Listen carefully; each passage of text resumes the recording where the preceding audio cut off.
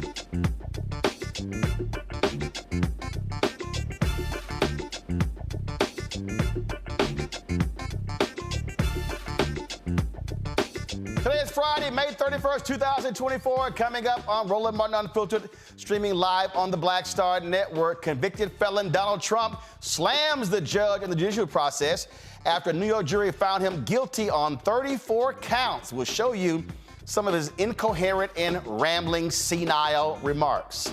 Also, a former producer for The Apprentice said that Donald Trump used the N-word in reference to Kwame Jackson winning The Apprentice.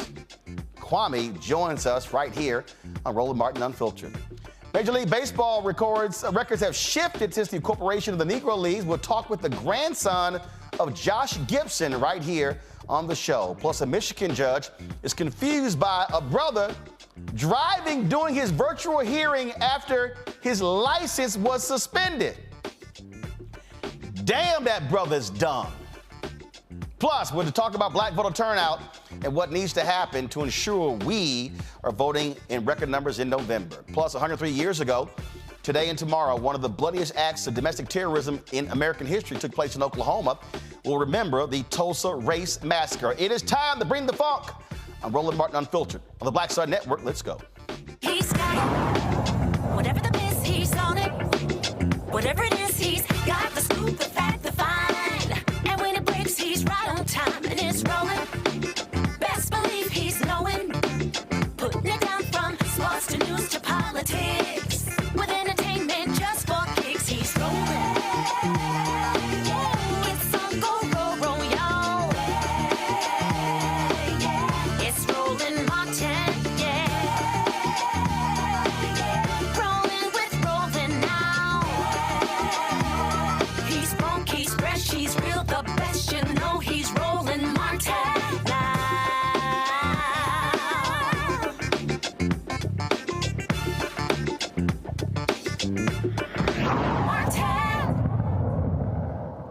last 26 hours, you know, it's been the killing Donald Trump being referred to as a convicted felon.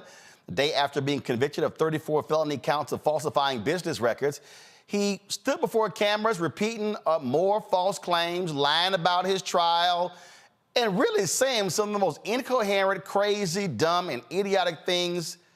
Well, then again, that's how he normally is. Roll it. If they can do this to me, they can do this to anyone. And these are bad people. These are, in many cases, I believe, sick people. When you look at our country, what's happening where millions and millions of people are flowing in from all parts of the world, not just South America, from Africa, from Asia, from the Middle East, and they're coming in from jails and prisons, and they're coming in from mental institutions and insane asylums. They're coming in from all over the world into our country. And we have a president and a group of fascists that don't want to do anything about it, because they could right now, today, he could stop it. But he's not. They're destroying our country. Our country is in very bad shape, and they're very much against me saying these things. They want to raise your taxes by 4 times. They want to stop you from having cars with their ridiculous mandates that make it impossible for you to get a car or afford a car. It would make it very possible for China to build all of our cars. It's a very serious problem that we have. We just went through one of many experiences where we had a conflicted... All right, I can't listen to all that bullshit any further. President Biden went before the cameras today talking about a potential deal in the Middle East to stop the war there between Israel and Gaza, but he also addressed the conviction of the Orange One.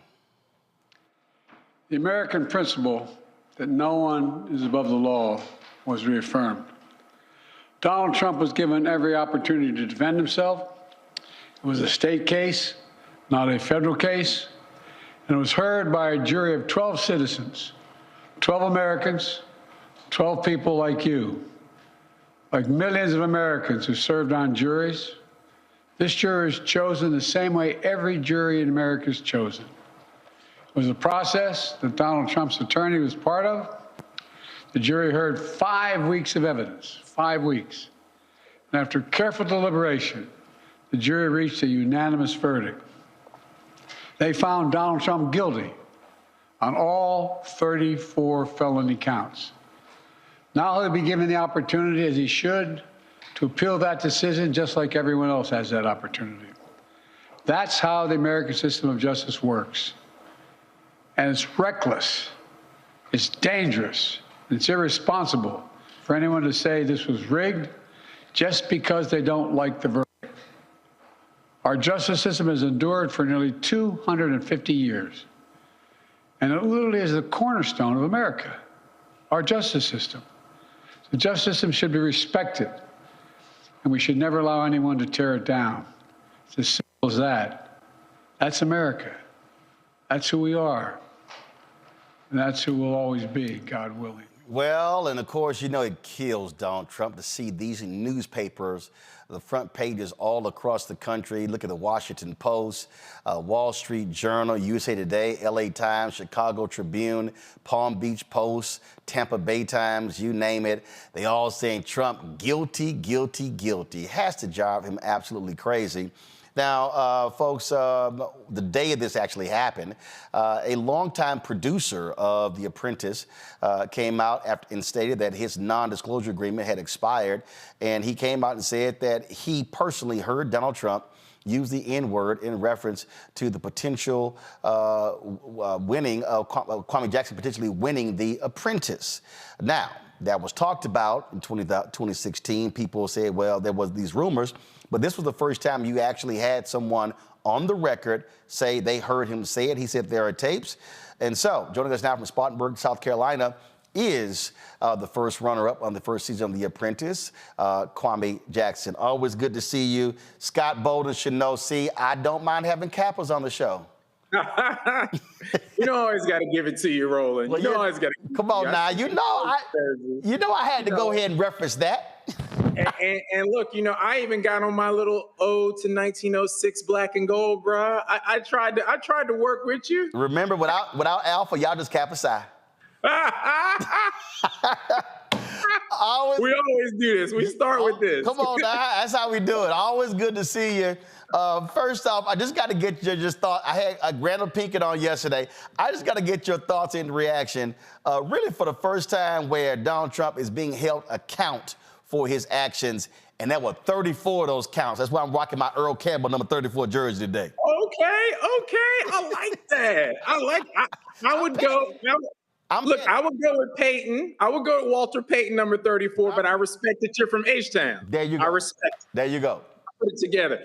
I feel like most black people feel. You're one of the voices of Black America, and I feel the same. I feel like this is a jubilee moment, brother. I feel like this is the first time you can have somebody who needs to be held to account and actually see that person go into the system, see the system actually work, and then get a conviction on 34 counts of the other side. Now, the second part of that system is what we have to worry about, which is, what is the sentencing going to be? Is he going to do any time in jail? Is it going to be community service? Is it going to be house arrest? Hopefully, there'll be some assortment of those options so that we can see some accountability beyond just probation and a check. He had this news conference today and blaming everybody and deny. I mean, you swear he is perfect. He's done nothing wrong and everybody else just lying. Oh, I don't owe any small businesses. I didn't do this. I didn't do that. That right there, if you are a supporter of him, you are just accepting the fact that you are backing an utterly delusional individual. Yeah. If it walks like a duck and it quacks like a duck, then we already know the rest. And it's like people start to do all kinds of mental gymnastics to get themselves in a position to control their own mental frame around how they want to see the outcome. So whatever the Pied Piper tells you, you start dancing to the beat. So we already know that installed base of America, we can't go after that. We can't change those people. All we can focus on is the 7 key swing states, the people who are in the margins, the Philadelphia suburbs, the Milwaukee suburbs, the Phoenix suburbs, and getting those voters on the margin to swing this election, even in my home state of North Carolina, or even now in South Carolina. I've been interfacing with a lot of people on social media. Folks obviously have been talking about this. We've been getting a big kick out of this. There are all sort of memes that have been going around. I saw a pretty funny one. Somebody at where? Do y'all have that photo of the Trump shoe? Y'all had that photo. Somebody. I've seen a prison cell called Bar-a-Lago, which is good. That was a good one. I saw Trump Tower with the prison tower watch where it was called Trump Tower in the middle of the prison yard. There's been some real good ones. There's the 34 counts. You saw the 34 counts with the count from Sesame Street. I like this one right here.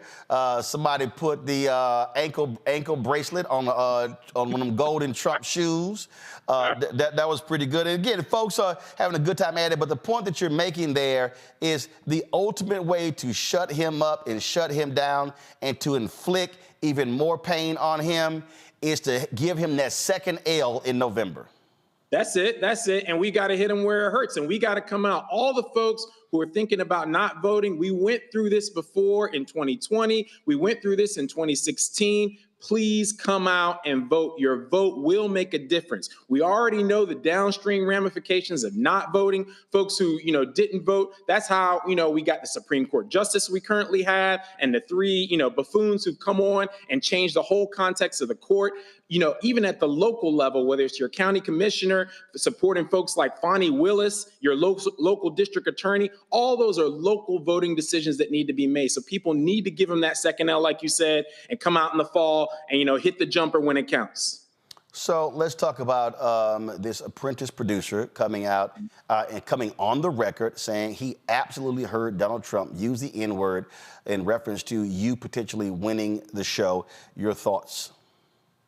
Well, number one, he didn't say it to my face. Let's be very clear about that, because that's not going to work out the way he thinks it's going to work out. So I never personally heard it, but Bill Pruitt is a producer who was on the show. He was a friend. He was always a stand-up guy.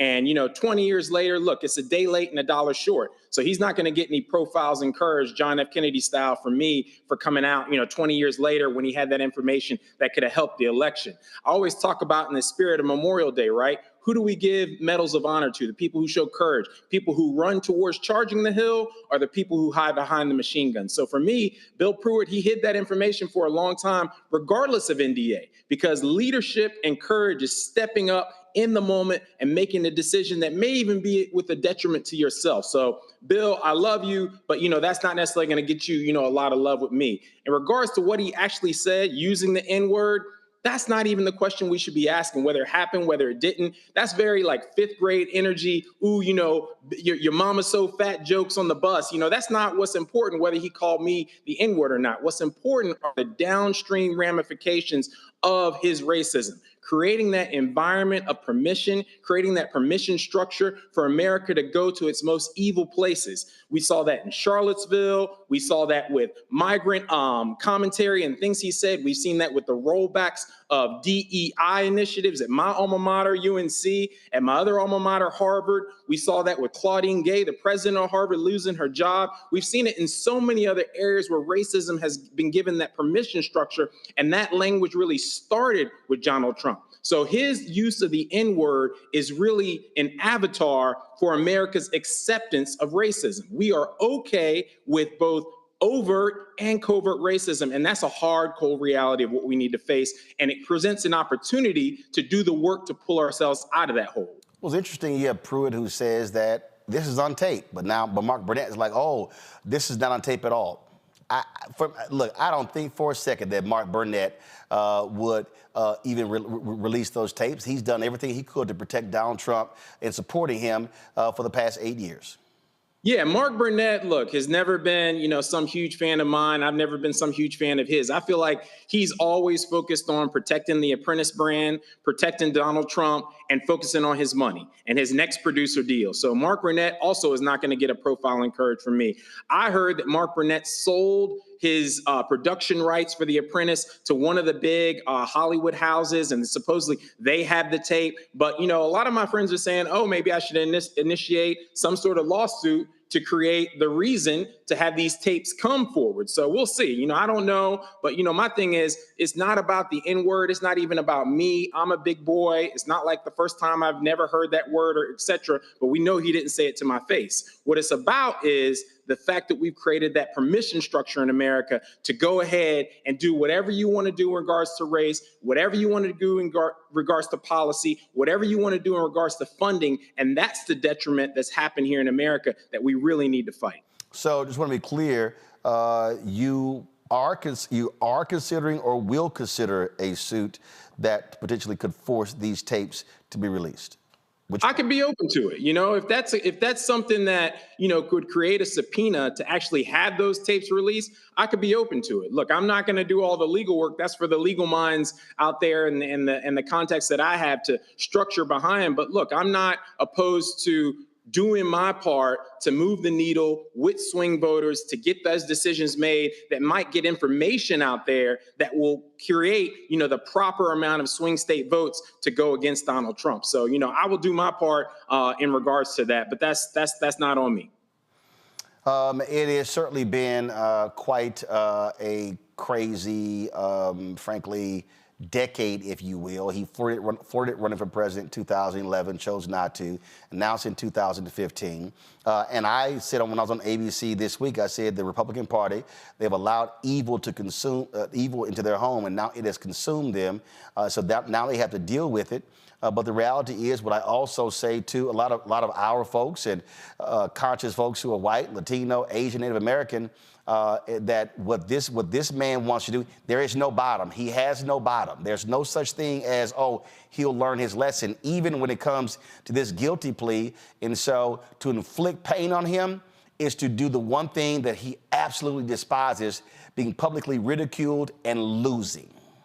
Yep, I definitely agree with that. The fact that what we can do is to do our damage at the poll in November. We can definitely do that. We also can do our damage by what we did to get this court to move forward with those 34 convictions. So essentially we've done that part, but now, like I said, let's hope that the sentencing is just as hard. But being able to constrain Donald Trump, to constrain his freedom of movement, his freedom of travel, his freedom to communicate, that's going to be something that he's never experienced in his life. And that's what I'm actually, frankly, looking forward to, because he pursued people like the Central Park Five with that same scarlet letter C, right? Convict, somebody who can't be trusted. You're a felon. You've done all these things wrong. You are evil. You're scum. He put that scarlet letter C on that Central Park Five, and now he has to wear that Central Park, that scarlet letter C that he tried to put on them, and he has to experience the system that he tried to put people in who rightly did not have any reason to be in there. That's something, a false narrative that he pushed that essentially now is coming back on him.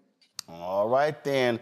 Kwame, always good to see you. And folk keep asking me if I'm going to bring my ascots back. Are you still doing your line of ties and stuff like that? You know, those are collector's items now, Roland. It's all about if people could find them, they have to find them like on eBay or whatever. But no, it was a good run, made a little money, and, you know, moved on to other ventures. All right, then. Well, look, always good to see you. Keep giving them hell. And you don't look too bad in that black and old gold. Yo to the news. Yeah, You can keep that little okay sign. All right. Kwame, I appreciate it, my brother. Thanks a lot. Thank you so much. Vote, America, vote. Yes, indeed, vote. All right, folks, got to go to a break. We'll be right back. Roland Martin Unfiltered right here on the Black Star Network.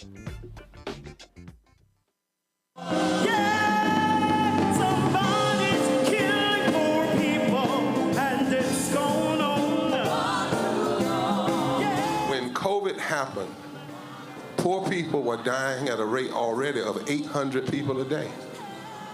Before COVID. If you went to a funeral every single day, it would take you 600 years to attend all the funerals of the people who will die from the ravages of policy violence, poverty, and low wages in America in just 1 year. It would take you 2 years and 19 days to go to all of the funerals of the people that will die today, and oftentimes silence. Nobody talks about this political genocide, but we are determined today to remember their death and be a resurrection of voting power and voice power like never before. Economic justice and saving this democracy are deeply connected. We, as a nation, must listen to the demands of the poor, who are pushing and will continue to push political candidates and elected leaders to lift from the bottom so that everybody can rise.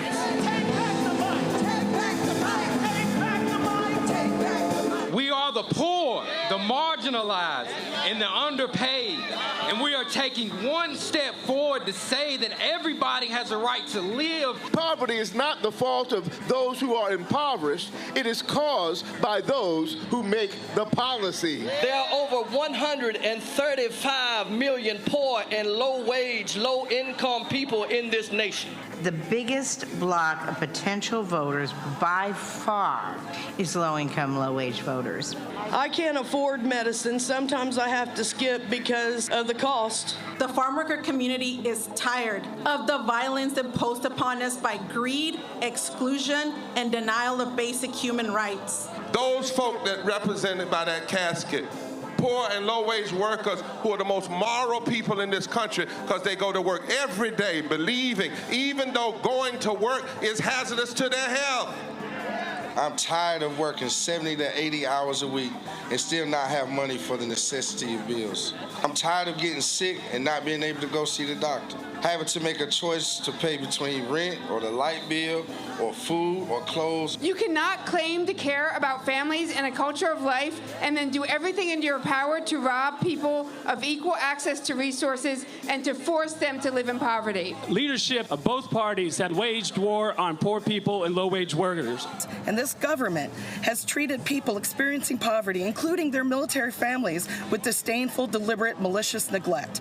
So the truth is that my son died from poverty, We refuse to accept poverty as the fourth leading cause of death. The fourth leading cause of death in this, the richest country in the world. We march today for our children and the generations to come. And we need to do it with the loudest voices possible, the biggest actions possible. We will voice our demands and register our vote.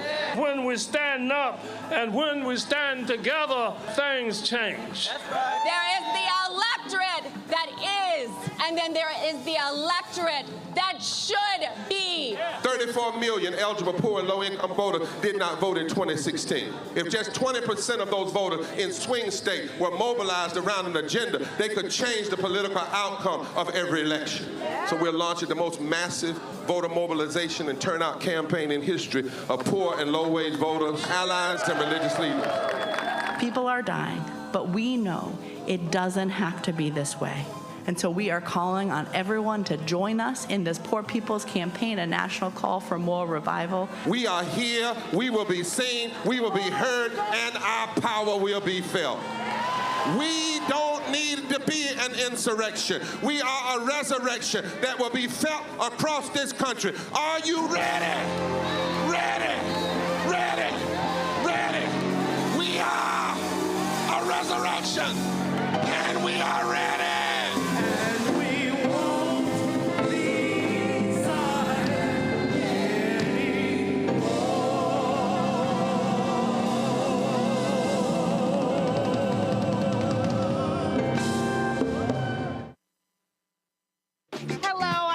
Mitchell, a news anchor at Fox 5 DC. Hey, what's up? It's Sammy Roman, and you are watching Roland Martin Unfiltered.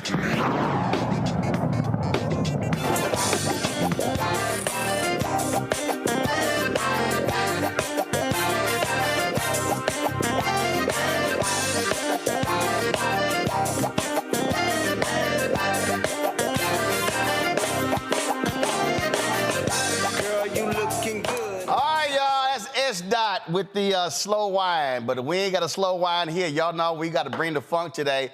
Ooh, I am loving all of the videos and the memes just dogging Donald Trump. Hillary Clinton had this to say last night. Thank you. Thank you so much. Anything going on today?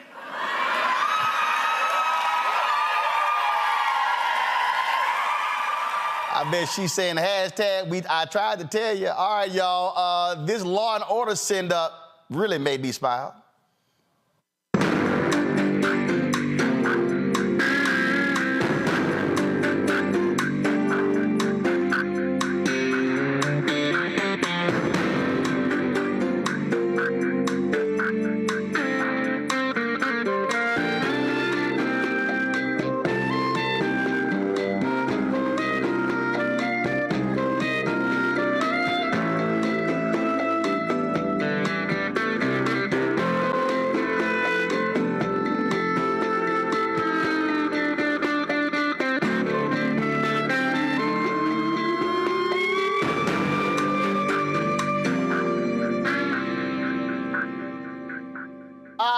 This came from The Tonight Show.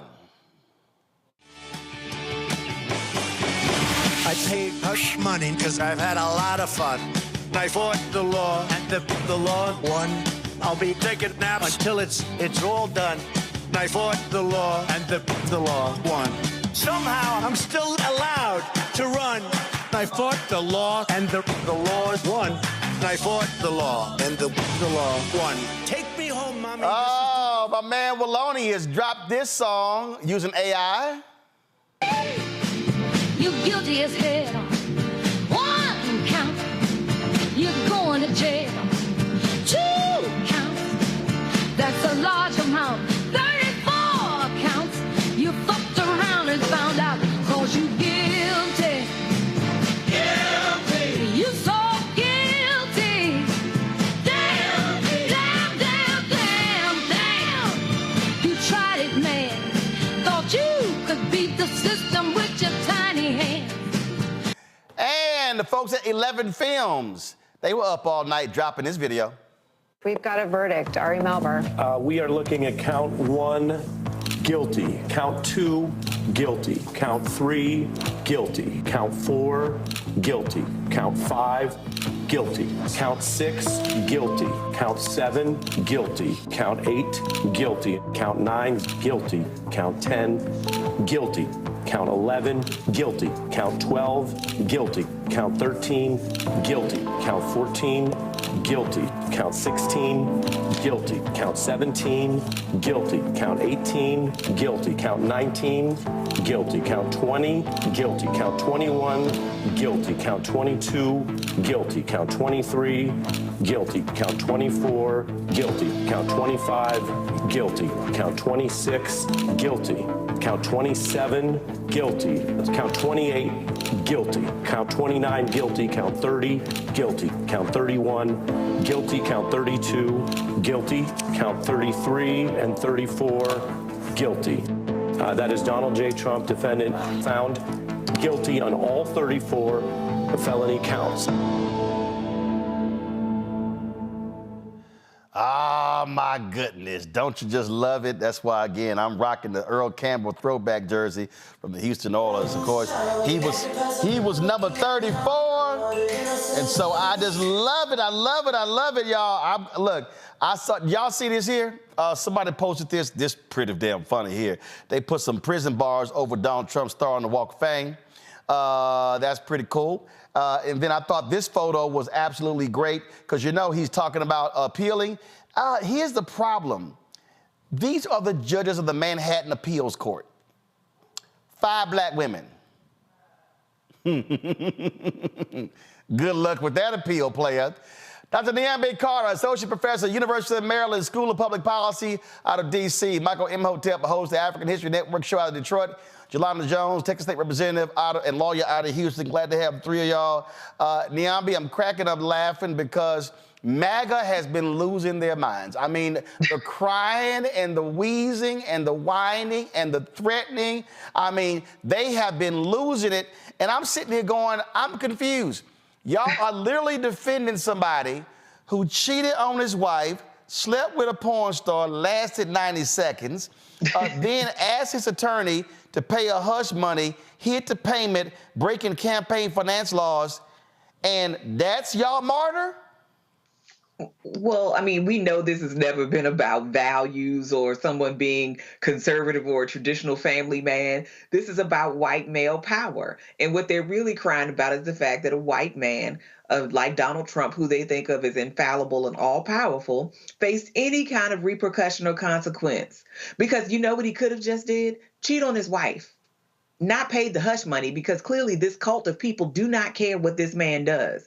Instead, he committed a crime to cover up something that, quite frankly, seemed to be right in his wheelhouse. This has never been a man known to be faithful in his marriages. I mean, we've seen the transcripts from the various memoirs from Marla Maples to Ivana Trump. So I don't know what this was about other than the fact that these people can't stand that their leader, if you will, lost, because they treat him almost like a deity.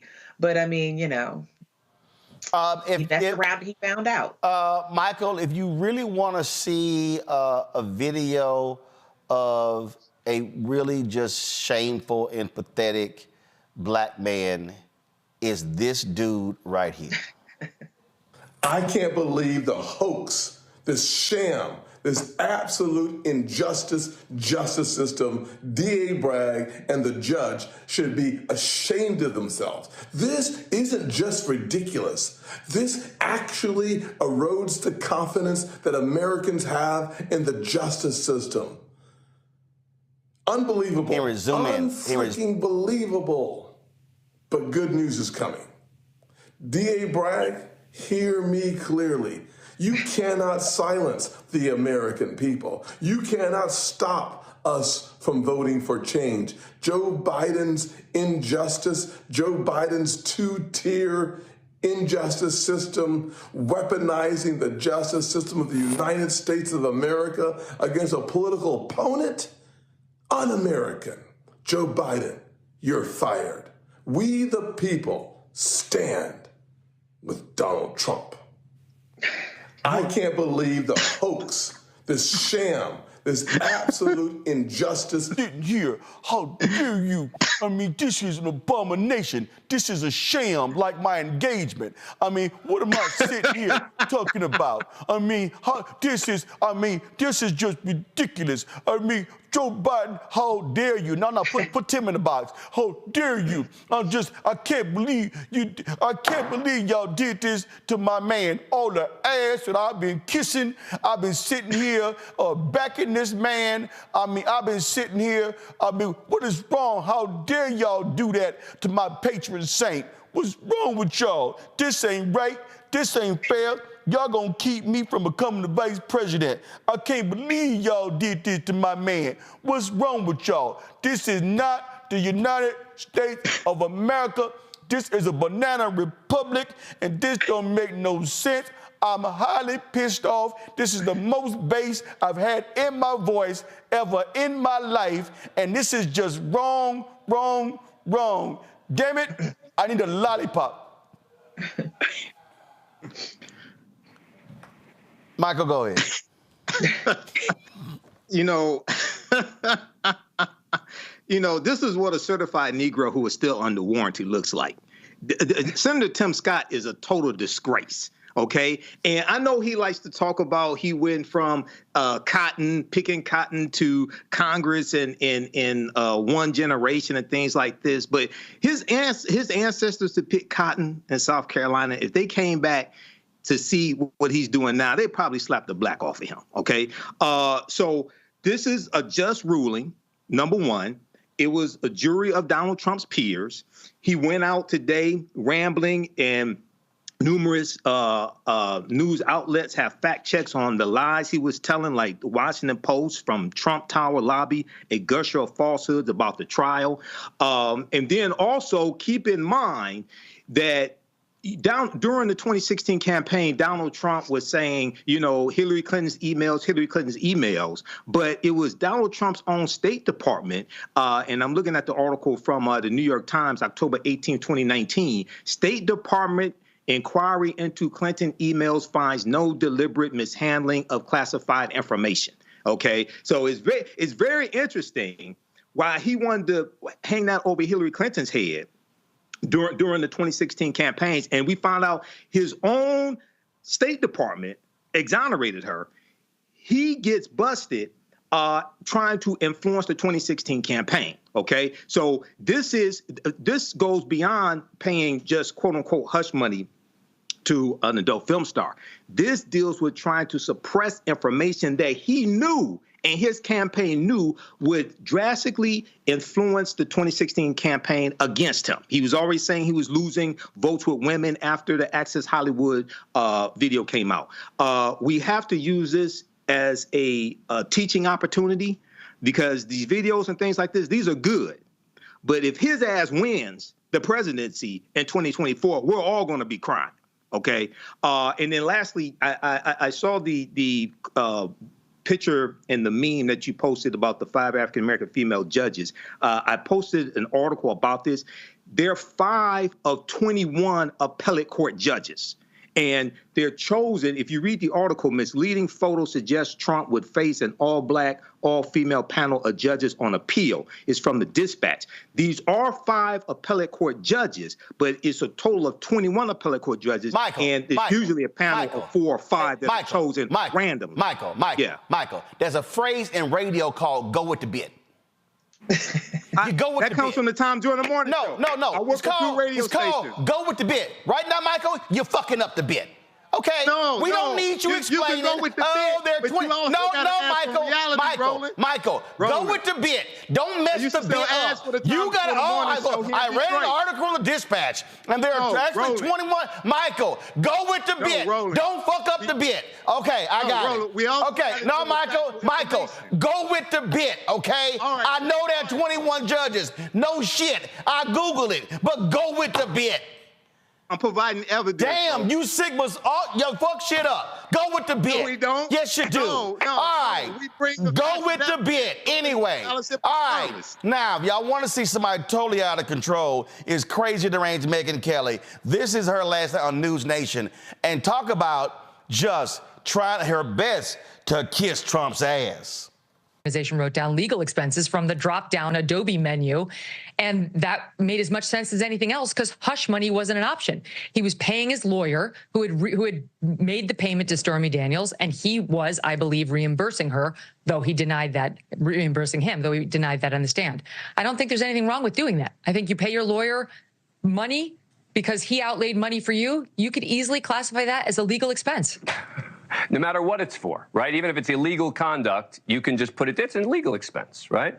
This wasn't illegal. There's nothing illegal about paying hush money for an NDA. It's done There's not. all the time. But when you're doing it to protect your campaign, it is. That's the difference. No. What law are you citing, Dan? Campaign finance laws. You're not allowed to give the... You don't know what you're talking about. What are you talking? You're wrong. Explain to me. Let me explain it to you. Tell me what I'm getting wrong. Tell me what I'm getting wrong. When you're spending $130,000... I'll explain. Go ahead. I get it, because you're saying that there are limits to the campaign contribution somebody could make, and this has exceeded them, and then they hit it. I understand. That's his theory. However, this has been wrong from the start. Yeah. It does not amount to a campaign contribution if it is the kind of payment that could ever be made outside of the campaign context. That's not the standard. The standard is substantiality. It's not. It's substantiality. No, it's not. Yes, it is. You're wrong. Okay. No, it's not. I guess we're going to have to agree. There's been Supreme Court precedent on this. Talk to Brad Smith, who was the... Jelana, she can just run her damn mouth all day. Here's what we know. His ass guilty. 34 times. Absolutely. But here's what's killing me, man. I swear on my mama, I need some grapes, some crackers, and some brie to go with all this damn whining that they're doing. It makes not a lick of sense. And first of all, I don't know why they whining, because other people, because my other job as a part of being a state representative is I'm a criminal defense lawyer for 29 years. When you get convicted, they normally give you bond conditions. You don't get to just walk free, keep your passport, go and speak everywhere, talk bad about the judge. You don't get to do that. Other people would be locked up. So they should be shouting hallelujah that he's getting special treatment. That's one thing that's incredibly bothersome to me. They talked about Mark Burnett. I don't know if you remember this, Roland, but I was on a show called Survivor. And back on Juneteenth of 2020, a number of Black survivors sued, well, we started negotiating and threatened to sue Survivor, Mark Burnett, Jeff Probst, because they were anti-Black. And as a result of that, all of a sudden you see diversity. So I have the documents if you ever want to talk about that. So Mark Burnett, even in other shows that he has had a bias against Black people specifically. So this whole 34 counts, most times that doesn't happen, right? You have a whole bunch of counts, they throw something out. The evidence against Donald Trump was so pervasive and so overwhelming that even people on the jury who supported his dumb ass voted to convict him. So I'm sick of the whining. I'm gonna need for them to stop doing all that. And as the gentleman said, the first person that you talked to, what we need to do is we need to vote. And the reason that we vote is because 2 Supreme Court justices are gonna be on the ballot. They just are. Alito and Thomas are old. And if Donald Trump wins, he's gonna put some young ass people on the Supreme Court, and they're gonna be there past the lifetimes probably of our children.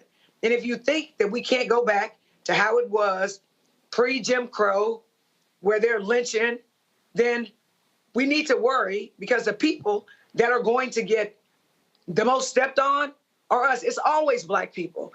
When he was talking last night, he was talking about letting people come in from Africa. Newsflash. And notice he said all these countries that the Republicans hate, and Muslims, he said, but he didn't say Europe. So it's fine for us to let people come in from Europe. I wonder why that is, because they white, maybe, but you don't want Hispanics, you don't want Black people, you don't want Muslim people. He is going to exact revenge on us. So we know what happens when we stay home. It happened in 2016. Yep. And things got really bad. So we came out and we voted in 2020. Thank God.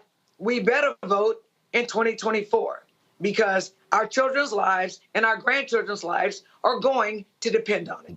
And that's a fact. Now, when you talk about the whining, this to me was absolutely wonderful yesterday. Listen to this. I want to get John in for one final comment. If there is a conviction, what happens to markets tomorrow? Very simple. I think markets crash tomorrow if there's a conviction, but I think they will bounce back because, look, even if they put Donald Trump in jail, I think the American people will vote him into president. We will vote him into the White House right out of the New York City jail. It's an outrageous trial, and people can see. But if there's a conviction, you think there'll be a crash? I think the markets will do very badly. What are you talking about, a 1,000-point loss? I think we'll see at least a 2% drop. Okay. John Carney, I want to thank you. That was y'all John Carney. John Carney said the markets are going to crash. They're going to tank. They're going to be down 2%. Here we go to my iPad. The Dow gained 600 points today, y'all. So all that nonsense didn't happen. Do y'all see how crazy these people are? Understand, they predict doom and gloom, and it was up 600 points. Let's beat his ass by at least 400 electoral college votes.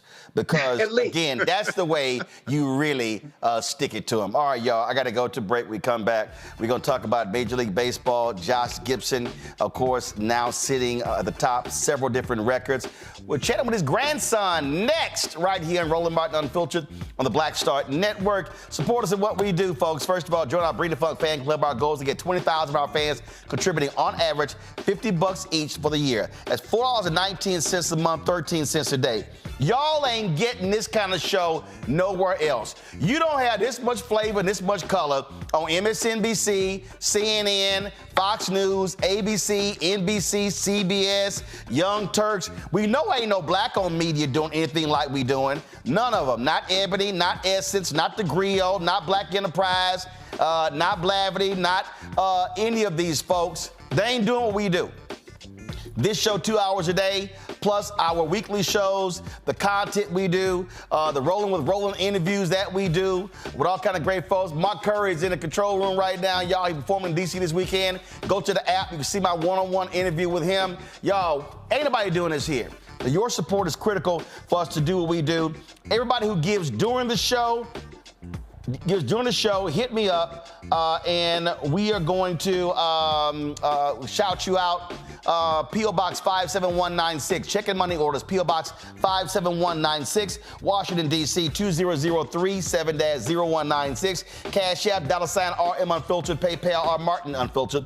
Venmo is RM Unfiltered. Zelle, Roland at RolandSMartin.com. Roland at RolandMartinUnfiltered.com. Download the Black Star Network app, Apple phone, Android phone, Apple TV, Android TV, Roku, Amazon Fire TV, Xbox One, Samsung Smart TV. And we come back, some breaking news out of Florida in the case of Airman Roger Forston, who was shot and killed by a sheriff's deputy. I had that for you when we come back. You're watching Roland Martin Unfiltered. Back in a moment. Fanbase is pioneering a new era of social media for the creator economy.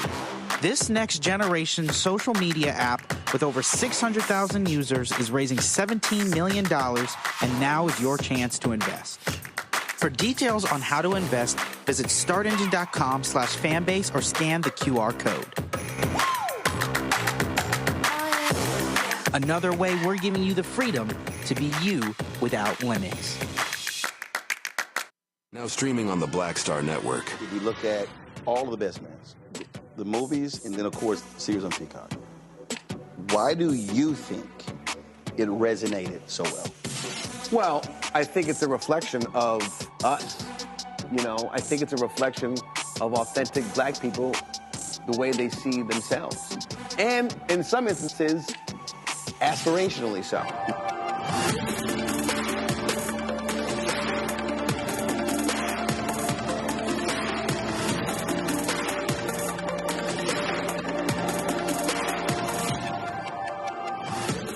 This is Reggie Rock Byford. You're watching Roland Martin, unfiltered, uncut, unplugged, and undamn believable. You hear me?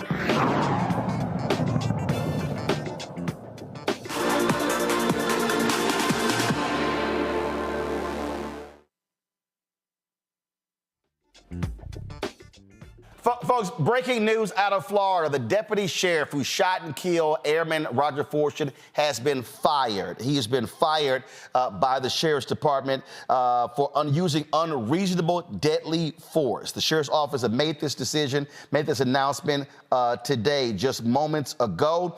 He's Okaloosa County Sheriff Eric Ayton fired Deputy Eddie Duran, who shot Fortune on May 3rd after responding to a domestic violence call. This is the body cam footage here when he showed up on the scene. The sheriff here, of course, Fortune opened the door. Only then the deputy yelled, "Drop the gun." The sheriff's office said in the statement, Mr. Fortune did not make any hostile, go to my iPad, this is from Associated Press. Mr. Fortune did not make any hostile attacking movements, and therefore the former deputy's use of deadly force was not objectively reasonable. This tragic incident should have never occurred. The objective facts do not support the use of deadly force as an appropriate response to Mr. Fortune's actions. Mr. Fortune did not commit any crime by all accounts. He was an exceptional airman and individual. Quickly go to my panel, Jolanda Jones. First of all, now it's time for the DA to get involved here. This officer should be indicted. He should be indicted, but the sheriff's department is trying to cover their butt, right? That's what they're trying to do. But also, I mean, you shoot a person who's in the military, bad optics, bad optics. So right now, I think that and there's also been a lot of pressure about it. So this has a lot to do with what it looks like.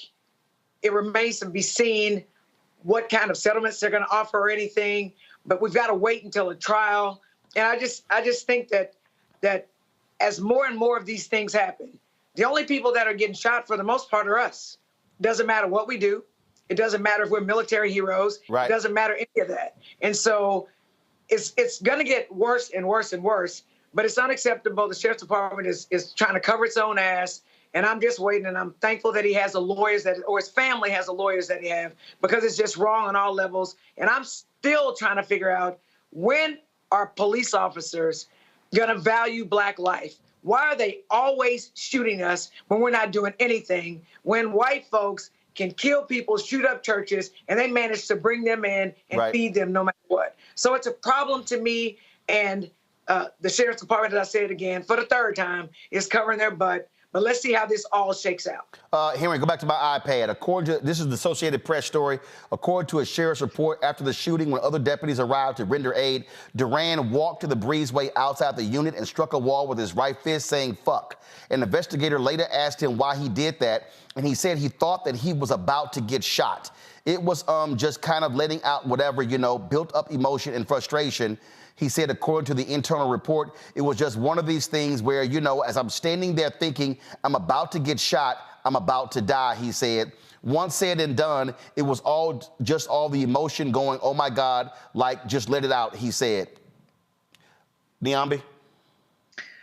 I mean, this is the kind of thing that often happens with police officers. All they have to usually say is they were afraid, they were scared, and then it's all good. And in this case, it's a shame that you kind of have to have a perfect victim for anybody to be willing to hold police officers accountable. I mean, this young man is in the military, done nothing wrong, and we have to consistently say what these people's resumes were to give them any kind of humanity, because if not, we'll believe that the police had a right to take their life for no other reason than being scared. Being scared doesn't allow any of us to shoot anyone, to kill anyone. And yet the police do this with impunity all of the time. And if you are that emotional and you are that unable to handle yourself in a position like that, then you don't need to be a police officer. You certainly don't need to have your hand on the gun and basically unlimited opportunities to harm anyone you please because you're scared. Michael, check this out. According to the AP story from 2003 to 2014, Duran served in the U.S. Army. He served in Iraq. He also worked in military intelligence, moved into military law enforcement, received an honorable discharge, served in law enforcement career in Oklahoma, worked as a police officer and a K-9 officer from 2015 to 2019, fire marshal in Oklahoma, joined the sheriff's office in 2019, resigned 2 years later, rejoined the sheriff's office 11 months ago. Sorry, no excuse. He had all the, you always hear training. He had all the training in the world. No, he was trigger happy. He should have never, ever had a gun. Yeah, there's a number of things wrong here, and Benjamin Crump has walked us through the case and on various platforms. So yes, he should have never had a gun. Also, it appears that the officers went to the wrong apartment in the first place. But then the other thing is Fortson is a lawful gun owner. He's holding the gun in his hand, but is pointing down at the ground. So there is also going to have to be, and I don't know how this is incorporated into their training now. And even though we don't have nationwide standards for police training, they'll also have to be incorporated. What happens when you come to somebody's home and you have to think this could be a lawful gun owner at the same time? Okay, how do you engage? How do you proceed? So this person, yeah, I think the department is trying to cover their behinds, and the DA needs to get involved, and it looks like he needs to be prosecuted also. Hopefully justice will prevail here once again. And again, folks, the breaking news, the deputy sheriff in Okaloosa County who shot and killed Airman Roger Forston, he has been fired by the sheriff there, saying that he used unreasonable force in that particular shooting. Again, the quote, this tragic incident should have never occurred. We'll be right back on Roland Martin Unfiltered on the Black Star Network.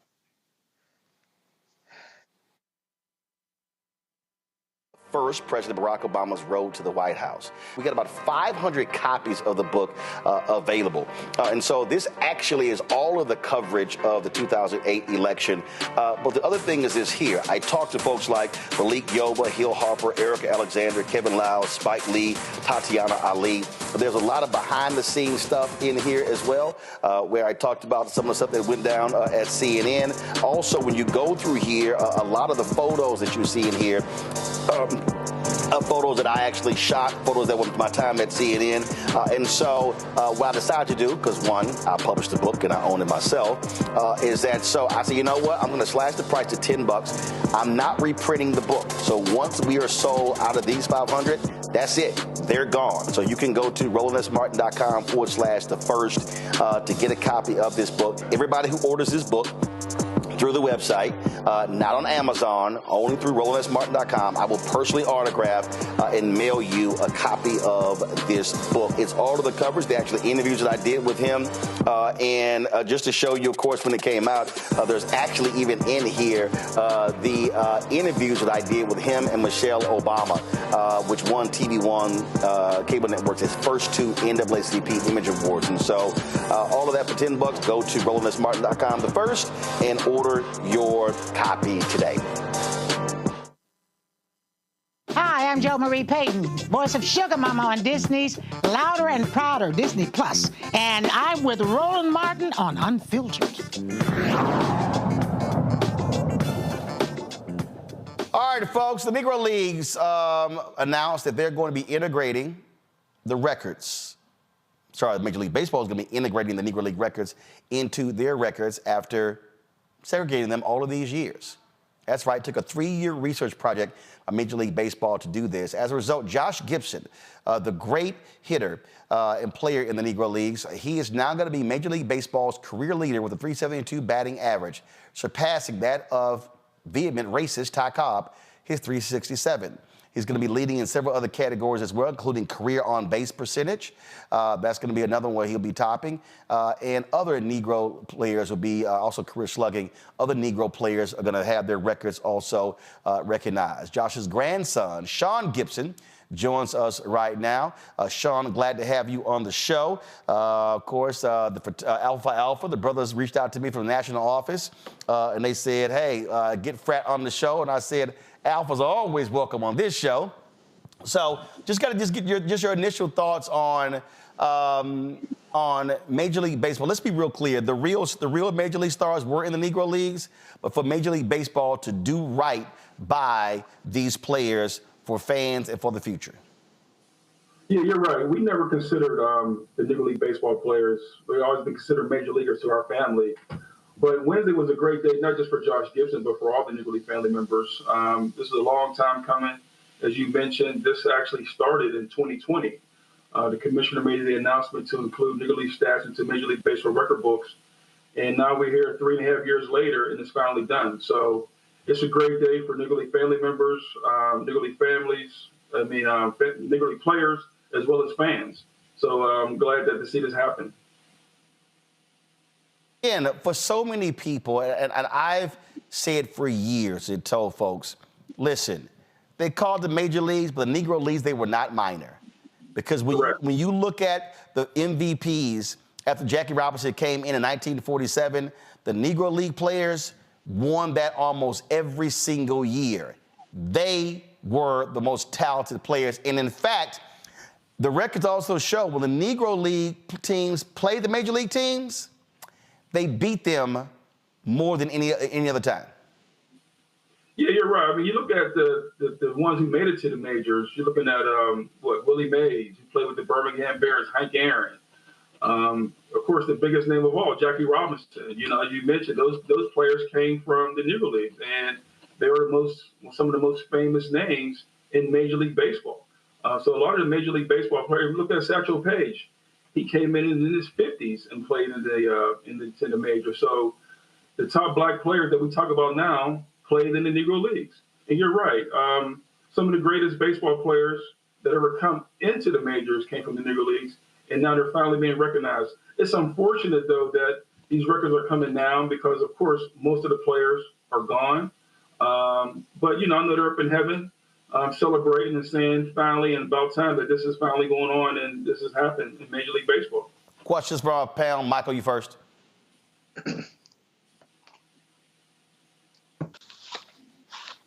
Okay, hey, thanks for coming on and sharing this information with us. Can you talk about the gentleman's agreement going back to 1887 that actually banned African-American players from Major League Baseball because you did have African-American players before 1887. Can you talk about that some, please? Yeah, for sure. Yeah, you're right. With this ban, you know, we all know who's the famous first baseball player, Moses Fleetwood Walker, right? And we all know he was the most famous in the early 1800s. But again, with segregation going on, it just has that time that happened that they wouldn't allow nobody else, you know. And I'm pretty sure Moses was probably, you know, one of the dominant players back then. And they knew that African-American players can play this game either with the white players or even better. And it was said that, they stopped it back then. But as we all know, Kennesaw Mountain Landis, who was the commissioner of Major League Baseball, denied over 3,400 African-Americans to participate in the major leagues. And so it was just a tragedy that these players never had a chance to play. Right. All right. Thank you. So how do you think this might maybe bring black kids back to the sport? My nephew played baseball, but I think part of that, I mean, you know, I know so many people like my grandparents and others who loved baseball, and it was no small part because of black players, but that representation has been lost, gone. The greatness of these black players has been largely held up by black communities. So what do you think this may mean for black kids' interest and desire to play baseball? Well, I hope this does it does a lot for black baseball. You know, with these young kids nowadays, there's not a lot of black kids playing baseball right now. A lot of black kids are playing basketball and football. But, you know, right now we're trying to get more kids playing baseball. There's a new video game called MLB The Show that focuses on the Negro Leagues. So, you know, it's more about educating these young people about the Negro Leagues. But I think right now, even with Major League Baseball, you know, back in the 70s, it was around 27% of African-American baseball players in the major leagues. Now we're down to about 6 or 7%. And so, you know, RBI programs and, like you said, your local communities having teams within inner city, hopefully this will bring back the game. But also, I think now when you Google who is one of the top players in Major League Baseball, you're going to see people of color who look like them. You know, they've taken the place of the Ty Cobbs and the Babe Ruths. So hopefully now our young people can understand that, learn the history of the game and also play the game can also be a great part of the game with these young people for today. Yolanda? So I think it's about damn time that Major League Baseball recognizes black players. But here's the truth. Whenever we go into white spaces, we dominate.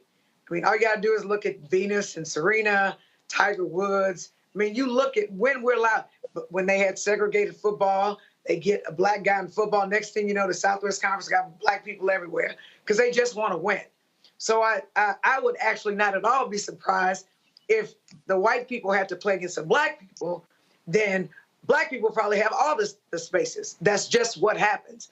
And I'll also say that the black people, the ones that got into Major League Baseball before it was more of a thing, think of the racism that they had to deal with, the anti-blackism, how they were treated. So they did these things having to deal with racism from even their teammates. Because trust me, there were people who believed that they were there and they shouldn't be there. But when it comes to our black kids going to play baseball more, I know, for example, here in Houston, the cost of going to a Major League Baseball game is not affordable. I mean, it's just not. But anybody can have a football and they can play football out in the streets.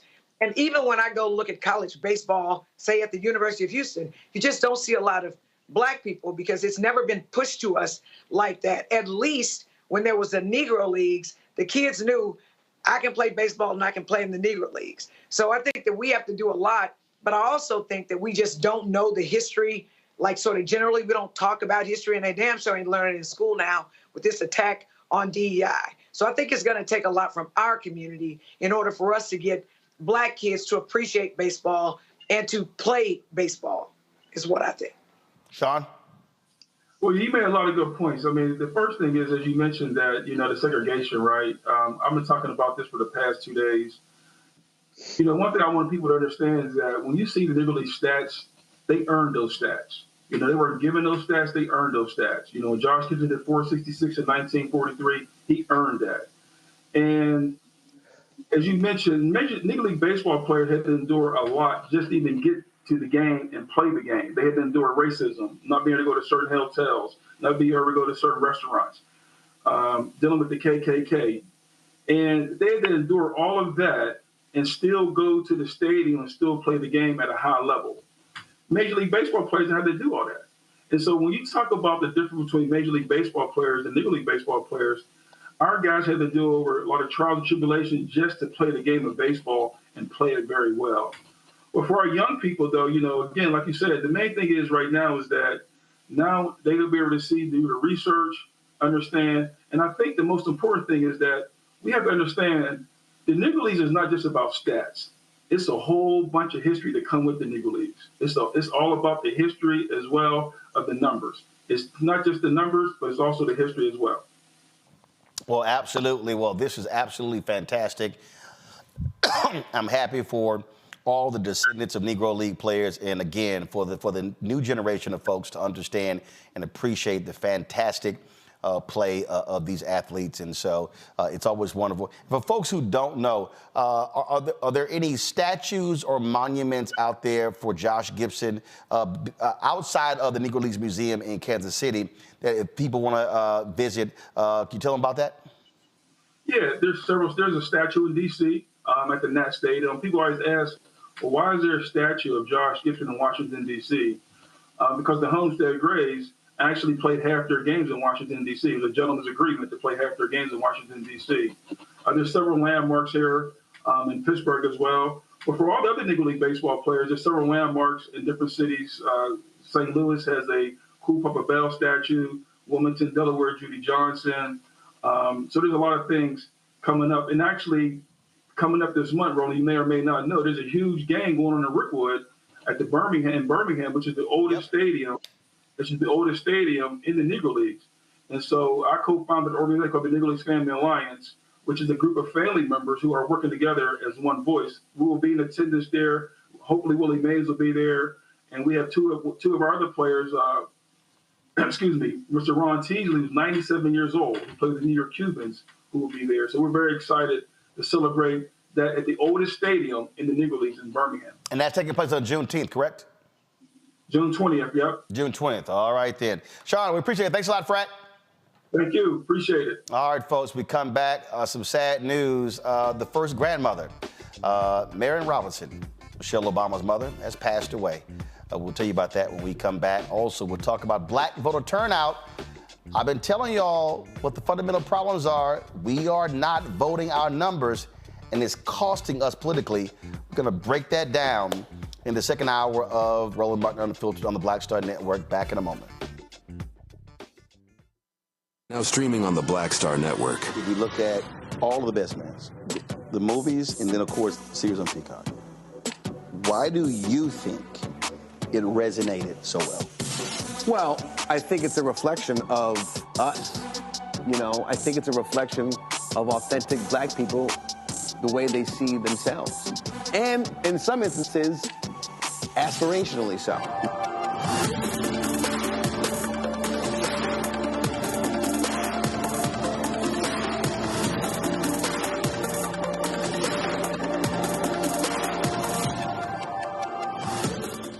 On a next A Balanced Life with Dr. Jackie, we're talking all things mental health and how helping others can help you. We all have moments where we have struggles, and on this week's show, our guests demonstrate how helping others can also help you. Why you should never stop giving and serving others on a next A Balanced Life here on Black Star Network. What's up, everybody? It's your girl, Latasha from the A. And you're watching Roland Martin Unfiltered.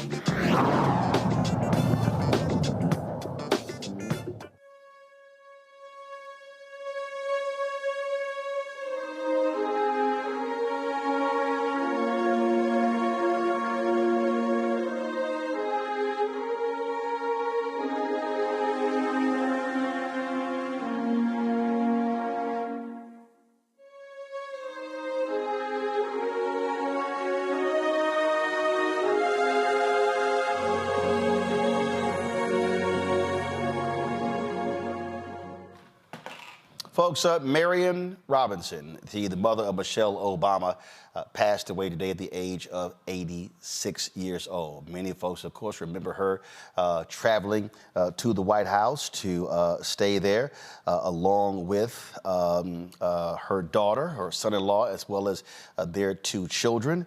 Of course, people always loved how she kept the girls in check.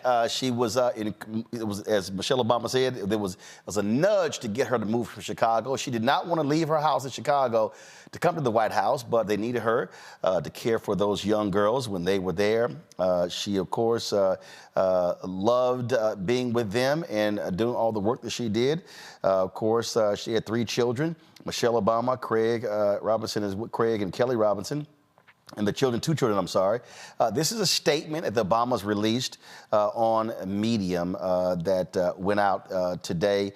Marion Lois Shields Robinson, our mother-in-law, and grandmother, had a way of summing up the truths about life in a word or two, maybe a quick phrase, and made everyone around her stop and think. Her wisdom came off as almost innate, as something she was born with, but in reality, it was hard-earned, fashioned by her deep understanding that the world's roughest edges could always be sanded down with a little grace. And so this is the full statement. She was one of 7 children on the south side of Chicago. The statement says, it talks about, again, raising the 2 children, being involved with the PTA, and of course, being very much involved with her children's life and her longtime husband as well. And you see here where they said, with a healthy nudge, she agreed to move to the White House with Michelle and Barack. We needed her.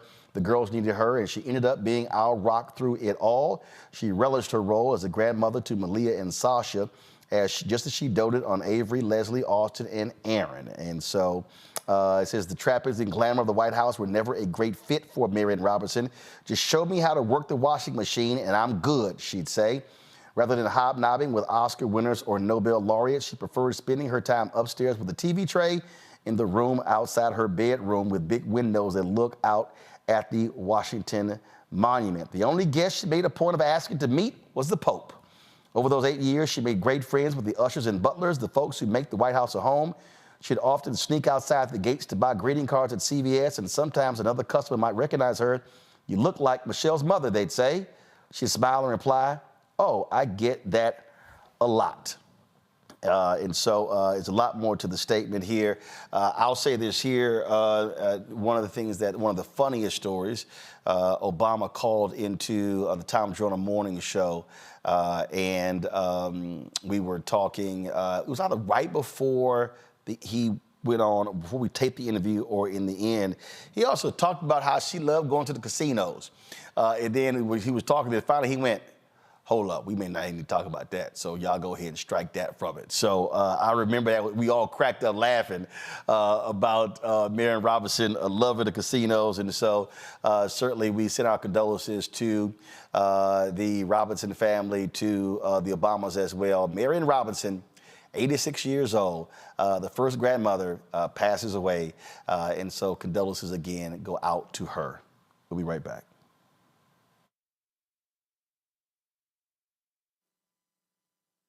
When you talk about blackness and what happens in black culture, we're about covering these things that matter to us, speaking to our issues and concerns. This is a genuine people-powered movement. There's a lot of stuff that we're not getting. You get it, and you spread the word. We wish to plead our own cause. Too long have others spoken for us. We cannot tell our own story if we can't pay for it. This is about covering us. Invest in black-owned media. Your dollars matter. We don't have to keep asking them to cover our stuff. So please support us in what we do, folks. We want to hit 2,000 people, $50 this month, raise $100,000. We're behind 100,000, so we want to hit that. Y'all money makes this possible. Checks and money orders go to P.O. Box 57196, Washington, D.C. 20037-0196. The Cash App is $RM Unfiltered. PayPal is R Martin Unfiltered. Venmo is RM Unfiltered. Zelle is Roland@RolandSMartin.com. Hey, it's John Murray, the executive producer of the new Sherry Shepherd Talk Show. You're watching Roland Martin Unfiltered.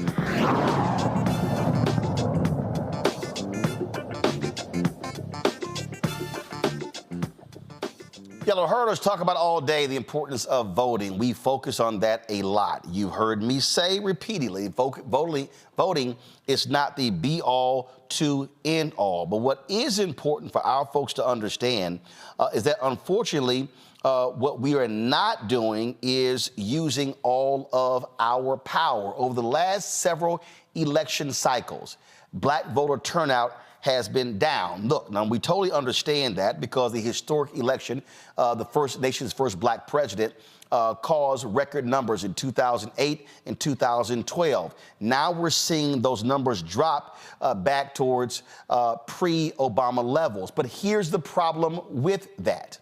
And this is where the percentage of votes that Trump got in 2016 made the difference. When you see black turnout drop, then that actually makes the 8, 10, 12, 14% that he got even more important. We're seeing right now, of course, a lot of these white polls talking about he's going to get 20, 23%. None of the black polls show that. But the problem that we have to understand is that whether we're talking about Biden versus Trump, whether we're talking about Jeff Landry becoming that MAGA Trump-light governor in Louisiana, whether we talk about what's happening in other states, Kemp in Georgia, or county level, mayors or whatever, when black people are not maximizing our voting power, what we're doing is we are making it possible for folks who do not support our positions, who do not stand with us, to then have power and for them to then be able to determine our fate. I made that particular point as the elections were going on in Louisiana. Activist Gary Chambers was on the show talking about that. Gary posted this, give me 1 second. He posted a series of things on Instagram talking about this very issue. We kept driving this point home, and you know what? A bunch of other black media was real silent. And see, so my problem for right now is I don't want to see these black media people right now doing stories and posting tweets about what's happening in Louisiana if y'all wasn't saying a damn thing before he got elected. And there's a whole bunch of folks out there now complaining about the bills being passed, the power grab that he's involved in. And guess what? They were real silent when it came to trying to get people actually registered to vote. And so what do we now have? We now have a far right-wing MAGA Republican who is seizing power because they now have a supermajority in the legislature, and so they can do whatever it is that they want. And so when we talk about these things, what could happen if Trump wins in November? If you think what's happening in Louisiana and Mississippi and Alabama and Florida and Georgia and Arkansas and Tennessee is bad, Oh, boo, you ain't seen nothing until they take the White House and the United States Senate in November.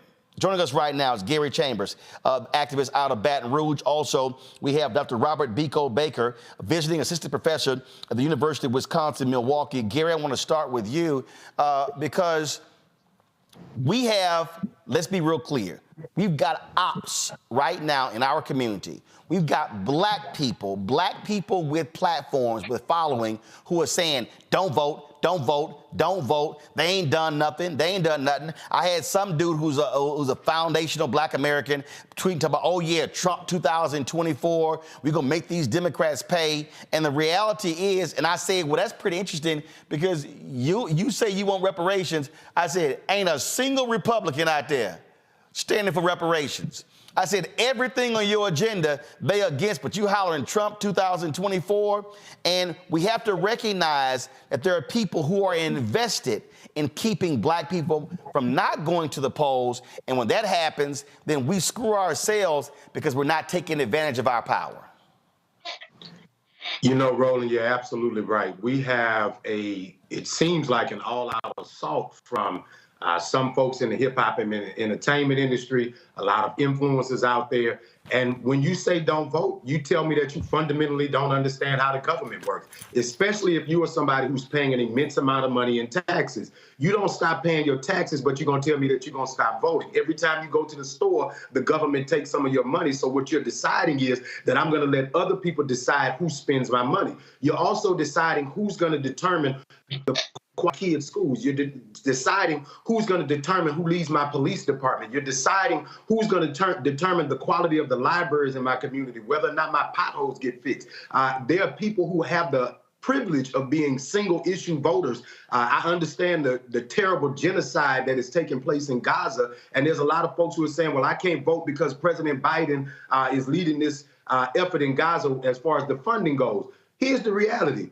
America has never not been bombing other countries. The reality is you just didn't know about it because you weren't tuned into what was taking place with the government that you've been funding. And so now that you're aware, not participating is not the pathway. You can't change the funding if you don't vote for the members of Congress. You can't change the funding if you don't vote for the United States senators. The president of the United States is not the only thing on the ballot, and you're short-sighted, I almost cuss, simple-minded individual if you believe that not voting for the president is hurting anybody other than you. You are hurting yourself when you don't participate in the process because you're allowing your enemies to decide who's at the table, deciding what's on the menu. I have never been in love with the party. I've never been in love with a politician, but I have been in love with black people. Amen. And for me, when I look at civil rights, for me, when I look at voting rights, for me, when I look at black investment in black businesses, when I look at investment in black colleges. In fact, there was some fool on Twitter today, I might find it, who actually put out a tweet with a screen grab of the American Rescue Plan saying, see what happened when we voted, because it showed $2.7 billion going to HBCUs, but $11 billion going to Hispanic serving institutions. But this person was too stupid to realize that a Hispanic serving institution is any university that has 25% or 20 or 25% more Hispanics. Texas A&M qualifies. PWIs qualify. So this fool puts out information saying how, we lost out on funding. What he did not post was the $16 billion that HBCUs have gotten over the last 3 fiscal years. But that's sort of the nonsense that we see. And what these folks don't understand is, and it's crystal clear, these folks don't plan all of the money HBCUs have gotten, the student loan debt relief over the last 3 years. We talk about investments in black organizations. Also, not only that, under Trump, they were bundling contracts, so only large companies could compete for them. The Biden administration has been unbundling contracts so smaller businesses can qualify. None of that stuff happens if they are back in charge. That's just a fact. Amen. Amen. And when you look at what's happening across the country with community violence interruption, digital equity grants, infrastructure. You can see the Biden plan at work. And my main problem with the Biden administration is they did a very bad job telling the story. We all remember during the Obama administration, the signs, the stories, that influence was everywhere. Unfortunately, the Biden administration took a little bit too long to warm up. And I'll be honest with you, Robert. Obama was bad too. He had to come out and admit that we thought people were gonna get it, and it was like, no, bro, you got to sell it. That first stimulus bill they passed, they didn't tell anybody, and he was getting nailed, and it was like, dude, you got to sell it. This is Democrats' part of Democrats' problem. As Plies talked about, they don't know how to take credit for stuff. Right. Amen. I'm not going to debate. We can go back and revisit the Obama administration. There's a lot of things that we should have did differently, both as a community and he should have done as a brother. But he was better. He was a much better salesman, and they got a very difficult salesman at the top of the ticket. And I think that's why we need to get people like yourselves, out on the road in these battleground states really telling the story. This is a very clear issue. And I know a lot of my people come from the more radical left, and we're looking at Palestine, and it's a very horrific thing. But I think even that is clear when you see Nikki Haley in Palestine, riding on bombs and celebrating babies being killed. I think we have a really big difference, and we have to be honest about where we're at. If not, we could be in a lot of trouble. The thing here, I'm going back to not in love with a party or an individual. And what you have with these ops, Gary, they're out here going, you butter biscuits, you dancing, you tap dancing, and all this sort of stuff. And I'm sitting here going, no, I know what the hell I'm talking about. Because federal, state, county, city, school board, right now in Houston, the largest school district in Texas, majority minority, folk are pissed off that Mike Miles is controlling the process because the Republicans in Austin took over the legislature. Well, guess what happens? When we don't vote in statewide elections, they have that power. In Louisiana, the reason they are running roughshod, they just voted to give the governor power over every state task force and committee, some 148 different boards, because they now have a supermajority. If they don't have a supermajority, they gotta work with Democrats. Supermajority, they can do what the hell they want to do, and they are moving fast to completely dismantle and seize power for the next 100 years in Louisiana.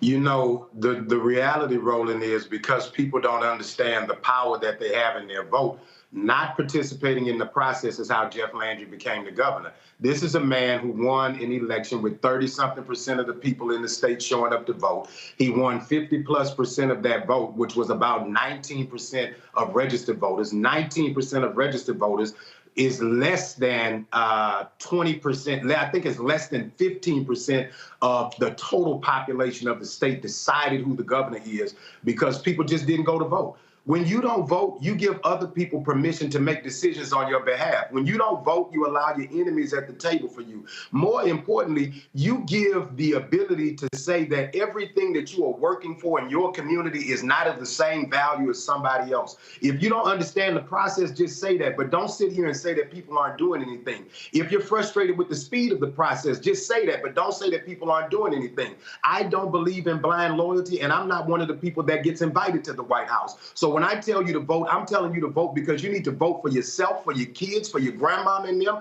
because at the end of the day, these people are taking your health care. They're putting your kids' records online. They're now stripping away. They're giving a law right now in Louisiana that you got to be 25 feet away from the police officer if you're filming them when they're brutalizing you. So the question is, does the cop have the tape measure, or do I, to determine how far we are from the police officer? The governor is going to pick the chairman of the board of every state college and institution in the state. He's going to pick the chair of the board for every board that's in the state. Why does one man need to have the ability to appoint the chair of the board if you appoint the members of all of these boards in the first place? Because I want to control what's on the agenda of every meeting in every corridor of the state of Louisiana. And if you got anything on there about diversity and inclusion, if you got anything in there about equity, I don't want you there. And that's because you just decided you couldn't go around the corner 5 minutes from your house and click some buttons in a machine to make sure that somebody was there to defend you and your family. Here's the reason why this really jumped out at me, and that is when I look at various polling. Now, first of all, again, I understand a lot of these polls in terms of how some of these are. And so this was a story that was in the Hill. Share of Black Americans planning to vote drops. And it says fewer Black Americans are certain they will vote in this year's election than in 2020. Only 62% of Black voters say they are absolutely certain they will vote in November, which is a drop from 2020. Now, first of all, this is May. It doesn't mean the number is not going to go up. The issue that I have is, and again, I totally understand people's concerns. I absolutely understand genocide, Israel and Gaza. I totally understand people who say they wanted the George Floyd Justice Act. They wanted voting rights legislation. I understand all of those things. But here's what I also know. Republicans, if they control the House, the Senate, and the White House, every single one of those 5 million Americans who got student loan debt relief, they're going to roll that back. I absolutely know, and it's guaranteed, Donald Trump has already said, y'all find me the soundbite, he has already said, oh, we're going to let cops do their jobs. We're going to grant them blanket immunity. That's going to happen. You have right now 10 patterns and practices investigations, Robert, with the Department of Justice against police departments. They have been putting prison wardens, jailers, corrections officers in prison for brutalizing inmates, many of them African American. They have been shutting down banks and others, redlining Black communities.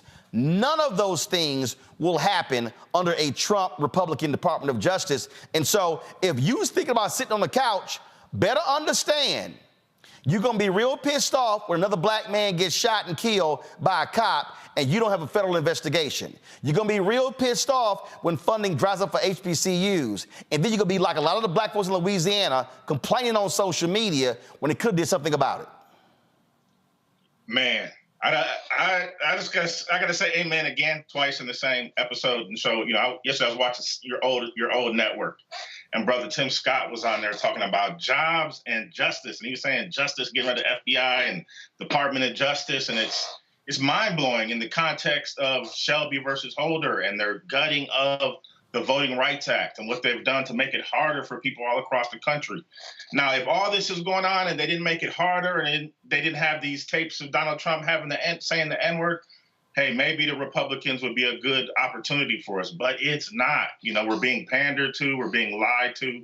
And unfortunately, the algorithms, Facebook and Instagram, they're lifting up people like Woe Vicky or King Garcia or academics, these bloggers who have absolutely no, relevance in the political sphere, and they're making their messages hit our youth. And so they're being confused. And even my own son, who's pretty smart, yesterday I said, you see, they got Trump. And he said, all politicians are like that. And that's unfortunate. And because our people have so much misinformation. And so hopefully we can do more to get your voice amplified in the battleground states. Niambe, this is a piece from the Brookings Institution. It says here, new voter turnout data from 2022 shows some surprises, including lower turnout for youth, women, and Black Americans in some states. Robert is right there in Milwaukee. Here's a fact. 50,000 fewer people voted in Milwaukee in 2022 than 2018. If those 50,000 people in Milwaukee vote, and we know typically how they vote there, Mandela Barnes is a United States Senator and not MAGA Ron Johnson. Now, I've been real clear. Mandela Barnes ain't been happy with me. His campaign should have done more. His campaign didn't do what they were supposed to do. But what I'm saying to Black folks in Milwaukee, we can't wait on somebody's campaign. The fact of the matter is, Black folks in Milwaukee would have been better served with a Mandela Barnes as a U.S. Senator than a Ron Johnson as a United States Senator, because he was one of the January 6th co-conspirators. Mm-hmm. And I think you and your guests have been exactly right, Roland. This idea that we have to be in love with candidates or parties, we need to make practical choices, and we are all constrained, because the truth of the matter is, whether those 50,000 people show up or not, somebody is going to win this election. And to your point, it's probably not the person you want. And it makes me think of what Jesse Jackson said when he ran in '84, when he was at Tinley Baptist in Philadelphia. He said Ronald Reagan won by the margin of despair. And I think we're seeing something similar are happening, not just in Milwaukee. You can think about the Miamis, the Atlantas, the Durhams, the DCs, all of these places where you have people who are disaffected. And like you said, I get the frustration, but politics in and of itself is meant to frustrate. It's not supposed to change quickly. That's the point. But when you think about everything that is at stake, we have to be real clear. We got to make the best decisions we can with the limited options we have. The options aren't going to change. The political system isn't going to change. And keeping our votes to ourselves just might mean we won't have a vote the next time, because these people are very clear about what they're trying to do.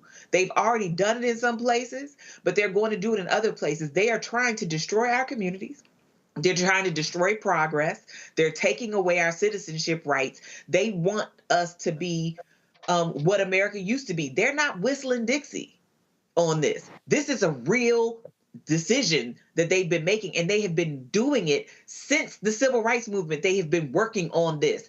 You know how dogged and determined you have to be to wait for 60 years to do this kind of stuff, or to be planning for 60 years to do this kind of stuff. And they finally got their foot in the door. And you better know that if Donald Trump gets in again, Clarence Thomas, Justice Alito are going to step right on down. He's going to stack the lower courts.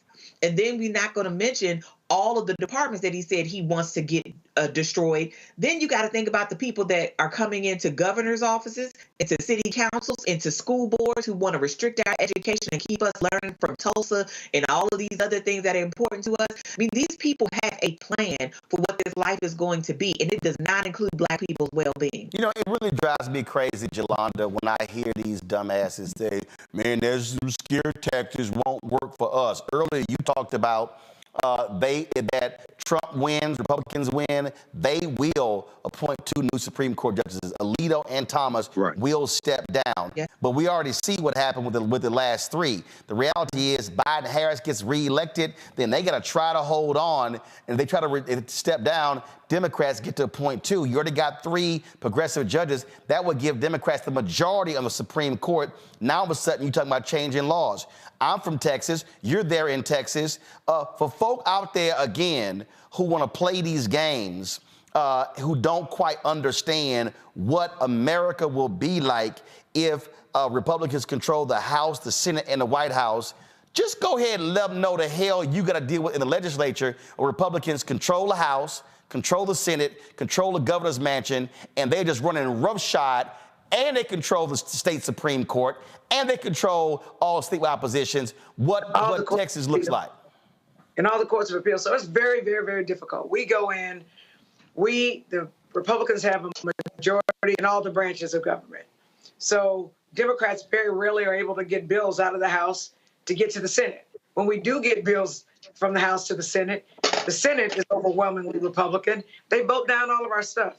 And then the governor goes and he signs all of this anti-Black stuff. So I'm talking about Black people. And Roland, I want to say this really quickly. I'm really thankful that you have this station, because the mainstream media is whitewashed and they don't tell the truth. But I think that what we need to be as Black electeds is we need to go into our communities and we need to connect the dots for them. People that are struggling. The way I grew, we have lights. We didn't have water. We got evicted all the time. My mother was trying to figure out how she was going to pay the rent, how she was going to pay the car note, how she was going to fix her broke car. So my mother wasn't paying attention to that stuff. And of course, we were worried about how we ate. So and also, Roland, there are digital divides. So some people who are poor don't have access to the internet. I say that to say this. When you're struggling, you're worried about the thing you can't pay, or the thing that's keeping you down right now. We as elected officials have to go and we have to speak to people and connect the dots for them. Like, you're mad that they've taken over HISD. Well, we need to have more state representatives and more state senators and a governor who appreciate public education. So you can't miss that election.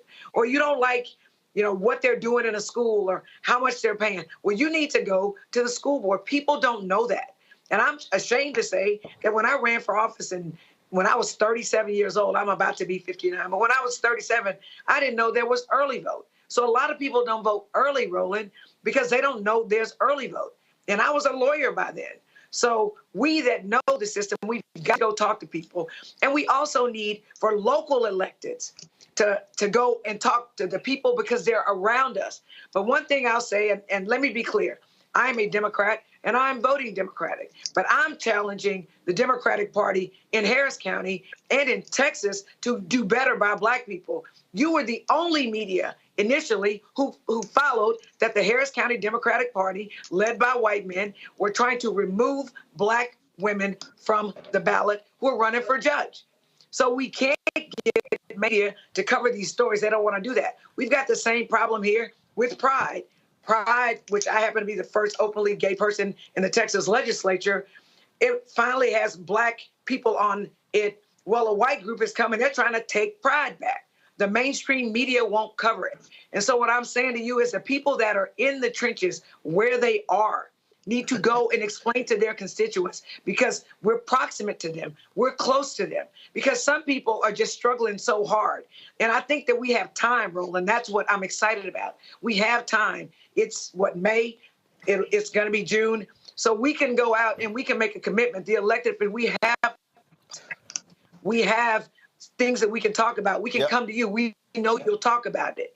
But it's way more complicated than we think, but we cannot speak over struggling people's heads. We've got to connect the dots for them. Otherwise, we are going to be apathetic and we're just tired. And the thing here, and I appreciate talking about in terms of the role of the show here, I love these fools. I love these fools.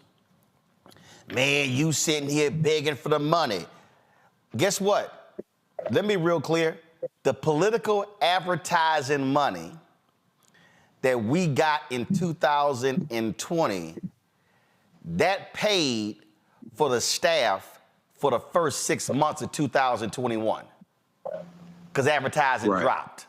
Now, all y'all fools who talking all this mess, Sinclair, right-wing Sinclair, after the 2022 election, announced they made $314 million off of political advertising. And for all y'all folk who run y'all miles talking about, man, you trying to beg for dollars, understand this here. Every media company in America, Fox, CNN, MSNBC, NBC, ABC, CBS, Salem Radio, Westwood, Cumulus, iHeartRadio, Urban One, Radio One, every single media company projects they're going to make 30 to 40% more money in an election year because of political ads, and that's going to handle their budgets in the first 2 quarters of the following year. And so you can't on one hand go, man, we got to do for self, when the reality is this here. If we're able to get 2-3 million in advertising, that's more than our fan base is giving. And that keeps me from having to keep begging folk to give because they should be advertising on this platform just like they do on all the other networks. We talked about connecting the dots, and that's what all this is about. Rob, I'm gonna come back to you before I go to Michael. Here's the thing, and for the folk who don't understand, Robert, you're there in Milwaukee. Who is more likely to meet with and communicate with Black people in Milwaukee? Would it have been a Senator Mandela Barnes and his staff or Ron Johnson and his staff? I mean, that's a no-brainer. You know, salute to Mandela Barnes. And you have me on right after the election, and I have my own problems with the way he ran his campaign, but that's a no-brainer. Mandela is still out in the community, and I just saw him at an event with Vice President Kamala Harris, and he was there smiling and shaking hands, so that's a no-brainer. Well, no. So the reason I'm asking the question, because part of this thing that I need people to understand is that a lot of the issue with politics, Michael, is access. One, can you even get them on the phone? Two, can you even get a meeting? Three, can you get a meeting to make demands? It's one thing to say, we want this. It's something else when they don't even return your phone calls. Right? You just had a runoff in Texas. Dan Phelan, who's the Speaker of the House, got reelected. The Republicans said the only reason he won the runoff because Democrats crossed over. It doesn't matter if he went, they are his constituents. But the way Republicans operate, we don't even talk to Democrats. So I'm trying to tell our folk, this is why we can understand who's in power. Yeah. And that last word that you mentioned, Roland, is key: power.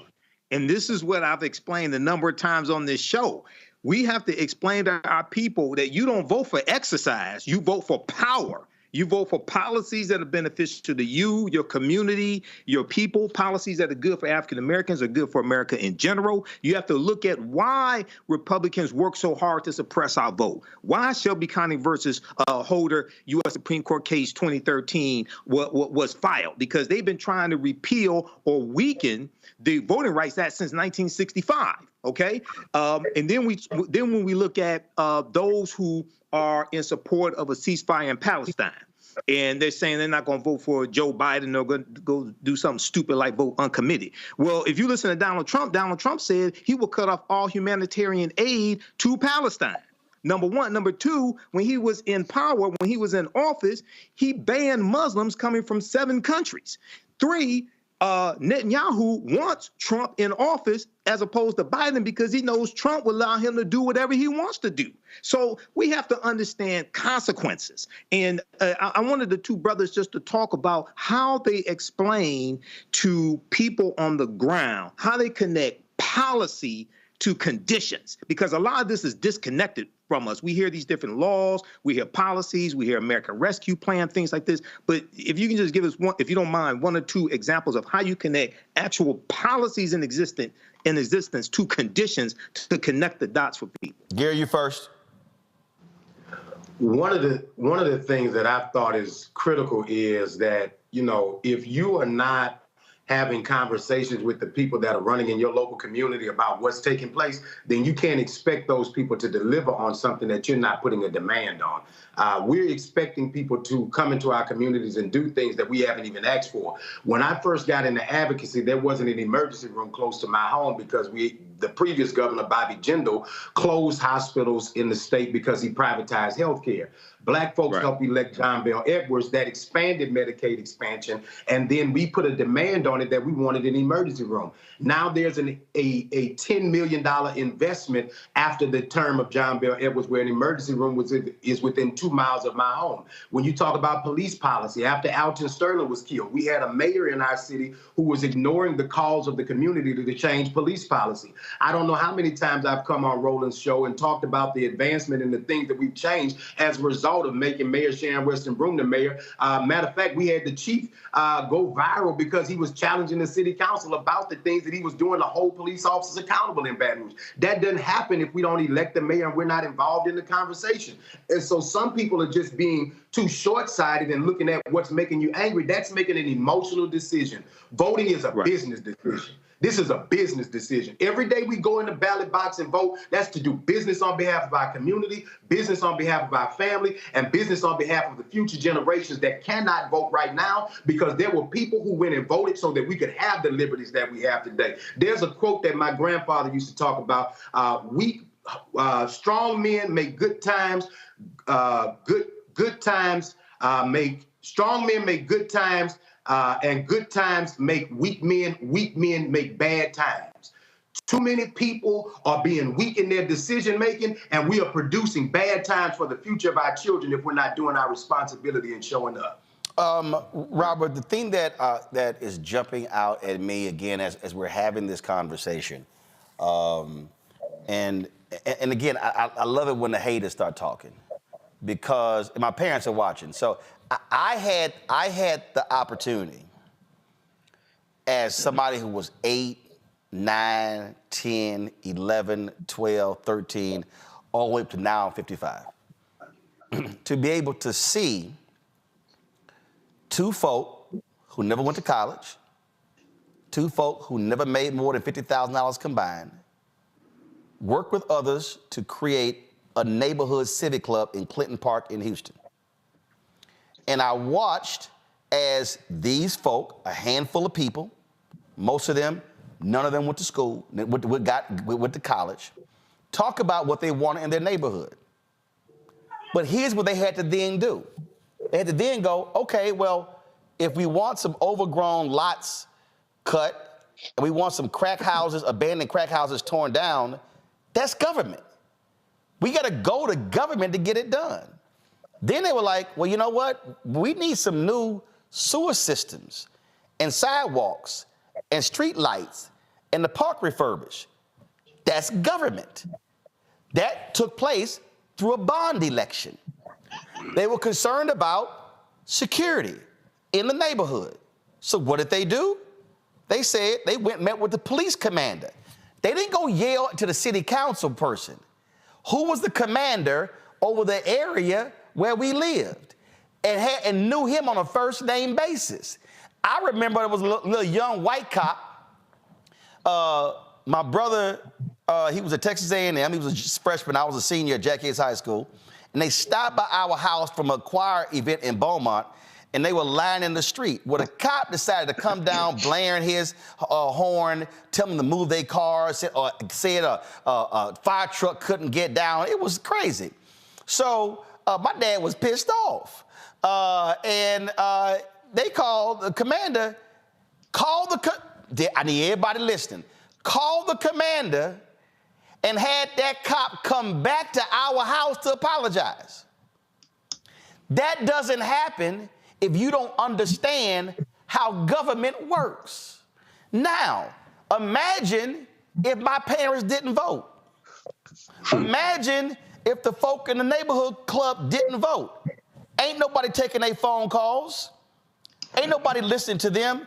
And so part of the point about mobilizing and organizing is when a group of folks show up at your office and you have organized a civic club, the first thing a politician, city councilman, school board member, state representative, state senator, governor, member of Congress, U.S. senator, the first thing they think is these folk vote. And when voters show up, they get responses. But when all folk do is whine, complain, and never show up, that's when they ignore you. Man, what you're talking about, sir, is Black power, and we're living on the shoulders of giants. And unfortunately, many of us have integrated into this burning house and really have given up our Blackness. And what that does is allows us to be politically weak, so that because we don't have an agenda, and so many young people, what we're really talking about is a young thing, because the ops are in the young people's ear on social media so much. It's coming through so many channels, and I feel bad for them. But we're living on the shoulders of giants. And if our elders fought for this, why would we even think about giving it up? Because some guy went to prison? That's sort of insane. And I don't think that young people really think like that. They're funny, they're ironic. Unfortunately, we have to put our arms around our babies and really raise them up. Because if not, they are going to be deciding a future that they don't want. Robert Biko Baker, I appreciate it, brother. Hopefully, we will get the resources needed, and I hope to bring the show to Milwaukee to broadcast from there, to do a town hall. Trust me, it's on my list. My goal is to go to Milwaukee, is to go to places in Michigan, go to places in North Carolina, go to places in Georgia, because to convene, do the show, but to have these mini town halls, if you will, hearing from the people, because I keep telling everybody, and this ain't hating against nobody, ain't no other Black-owned media outlet doing this. Come on now, we need you. Just let folks know that. So, Robert, I appreciate it. Thank you so very much. Niambe, I want to go back to you. This is the thing. Gary, stay right there.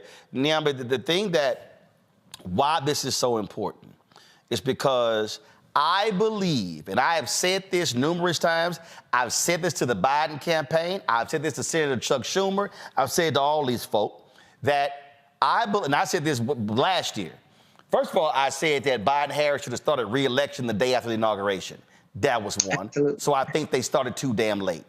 Two, I say that beginning in January, they should have been doing this, going to these cities and having different surrogates, and not just them, having black mayors, Randall Woodford in Birmingham, having Mayor Andre Dickens in Atlanta, having the mayor of Arkansas, having the former mayor Sylvester Turner in Houston. They should be doing these conversations in these towns. Again, inviting someone like us in to live stream that and answering people's questions. If people say, well, I don't know what they've done on this, boom, we got the answer for you. What about this? And because I believe that January to August was what I call the education and informative stage. Then when you go August, September, you're trying to get folks registered. September, October, November, you're trying to get them to vote. It moves in stages. So Vice President Kamala Harris, she's done some of this on reproductive rights, on economics, but no, you got to be fanning out across the country, having these type of conversations, because I can't get somebody interested to register if I don't educate them, but they can't vote unless they register.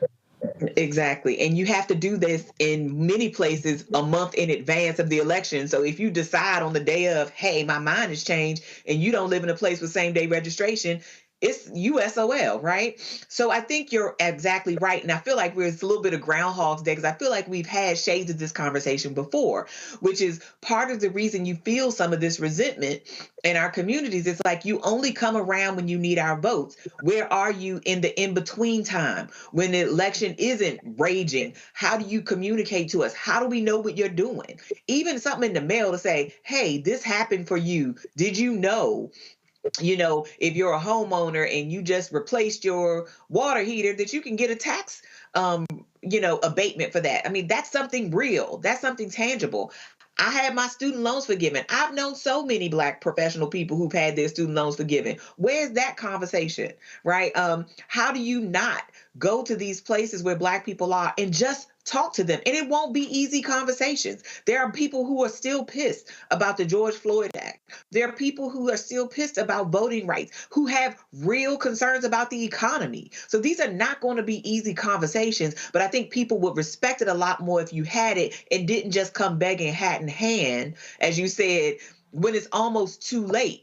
Because we've already had primaries in many places. Yep. So now all that's left is the general. And that's a big ramp up. And it can't just be about the convention, because voting happens at the local level, neighborhoods, communities. Yep. And these people seem to forget that Black people are like everybody else.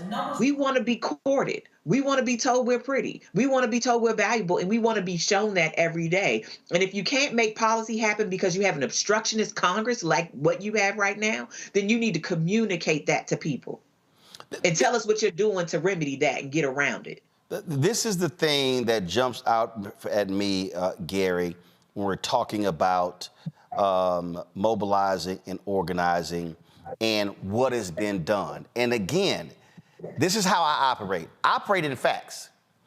If Donald Trump and the Republicans poured $16 billion into HBCUs, I would be saying that's the largest investment in HBCUs ever. It's a fact, but it's not a fact.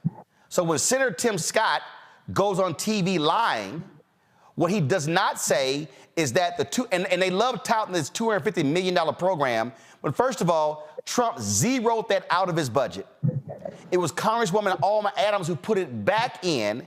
That's how it got passed, and Trump takes credit for something his budget folk want to get rid of. That's a fact. If the Republicans had appointed 58 Black judges out of the 237 Trump appointed, I would be saying they appointed the most Black judges of any president in history. They didn't. Of the 237 judges Trump appointed, 4% of those judges were Black. Fact, Biden, Harris, they appointed 200 federal judges so far. Go to my iPad. 58 of them are Black. 37 Black women, 21 Black men, and every one of you punk-ass brothers out there who's been talking shit, oh, he appointed more Black women than Black men, that's because previous presidents appointed more Black men than Black women.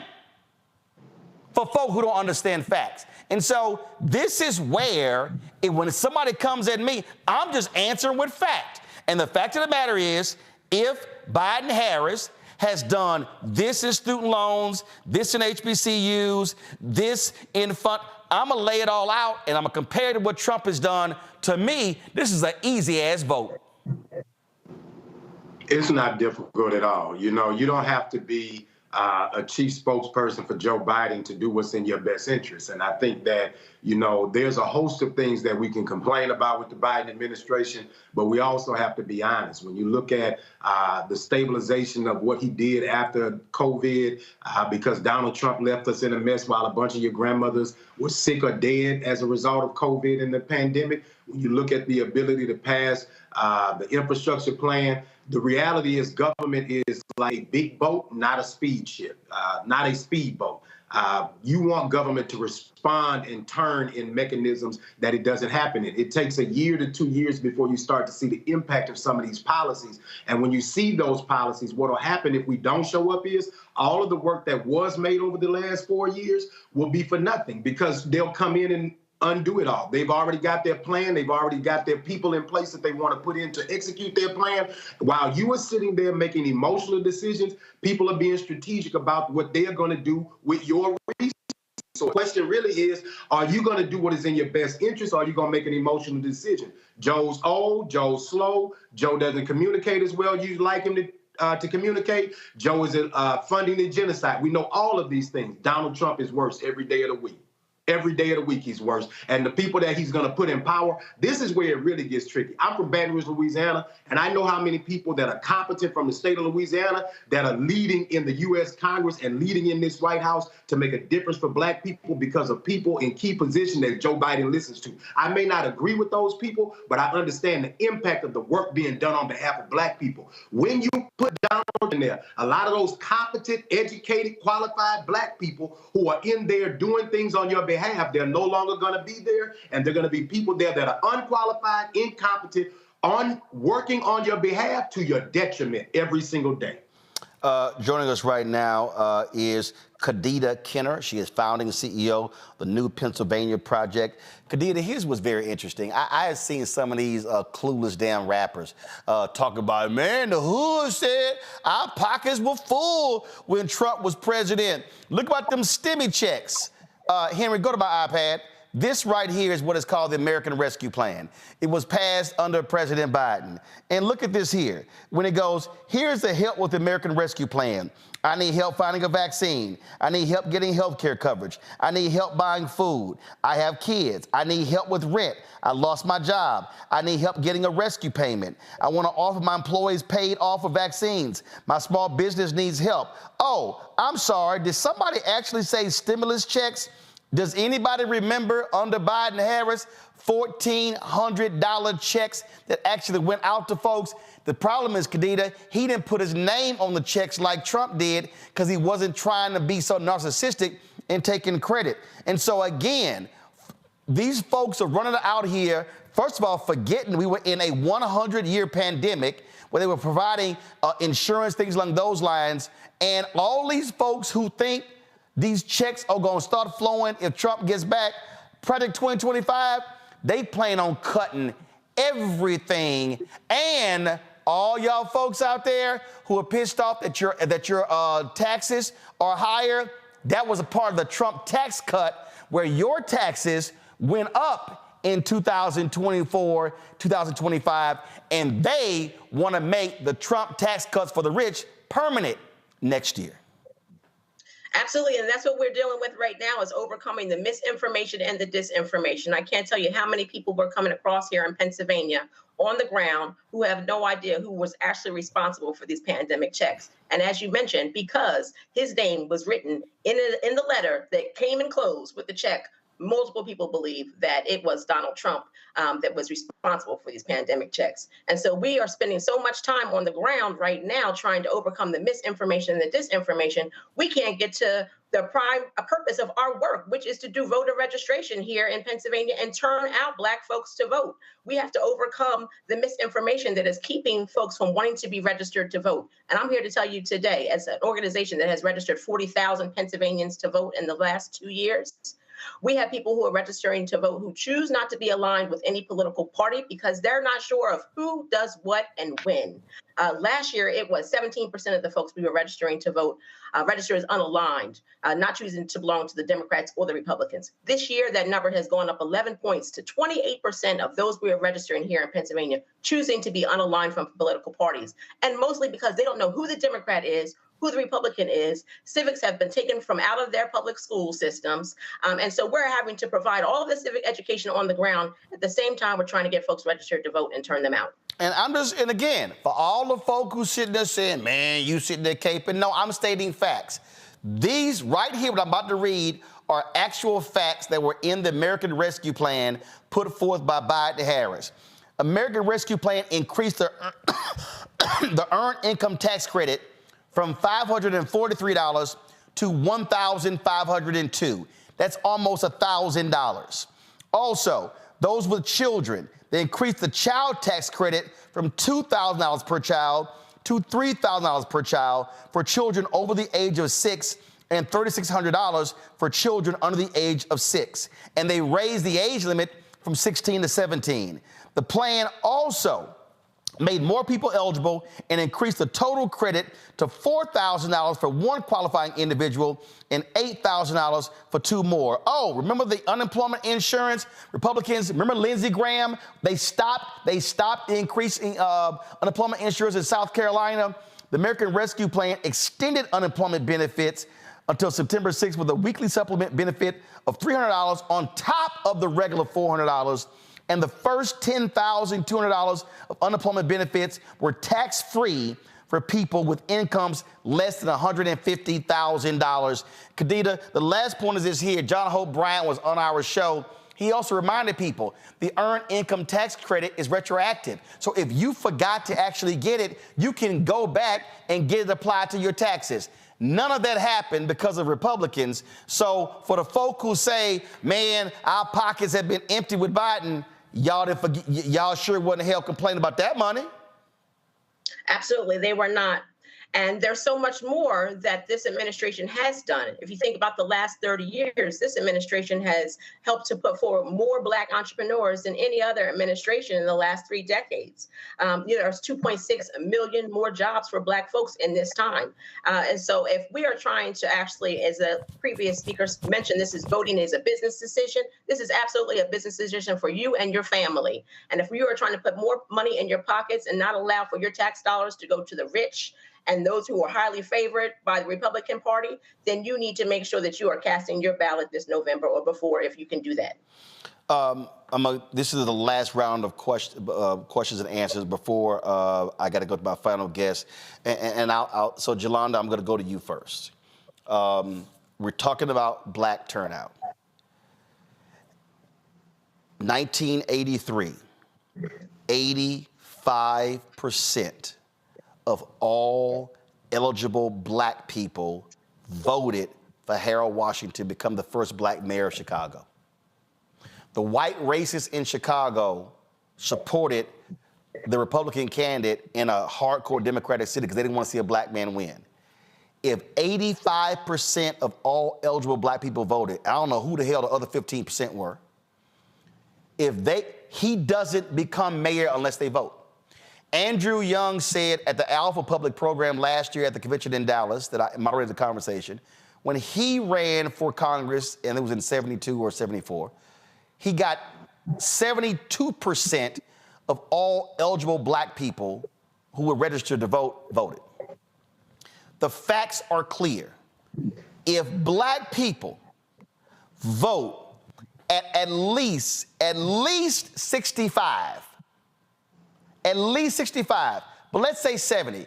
If we vote 65 to 70% of our capacity, we can sweep elections. Because if they're going to be voting here and we vote here, that additional 20, 30, 50, 75, 100,000 votes, that's the difference between winning and losing. And so literally, the power is in the hands of black people. Somebody on Twitter got mad. I said yesterday, I don't care what white folks gonna do, Latinos gonna do, white women gonna do. What I'm saying to black people, if we literally use that ballot and vote our capacity, we can sweep races, whoever we want to win. Absolutely. Here, black people are the Democrats that determine who wins. So they determine which white person wins and which Hispanic person wins. People just don't understand that. And as I've said before, the world is run by those who show up. So it could be a city with 1 million people. If 500 people show up, then the majority of those people are going to decide what happens to us with the million. And there's a reason why they are, the powers that be, Donald Trumps of the world, are suppressing our vote. And I will say this is black people. You hear people talking about all the time trying to get black people the right to vote if they lose it when they get elected. Here in Texas, if you are a convicted felon like Donald Trump, you literally do not have the right to vote. And if you are on paper, you do not have the right to vote. So in Texas, Donald Trump, if he lived in Texas, couldn't even vote for himself. And then you can't get a job, you can't get an apartment, you don't qualify for certain things. I don't think that we should let Donald Trump be able to do what we can't do.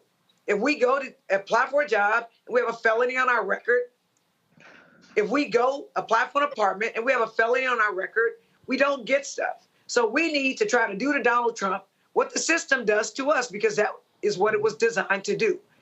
But black people, we have the power. But I'm going to say this again, Roland.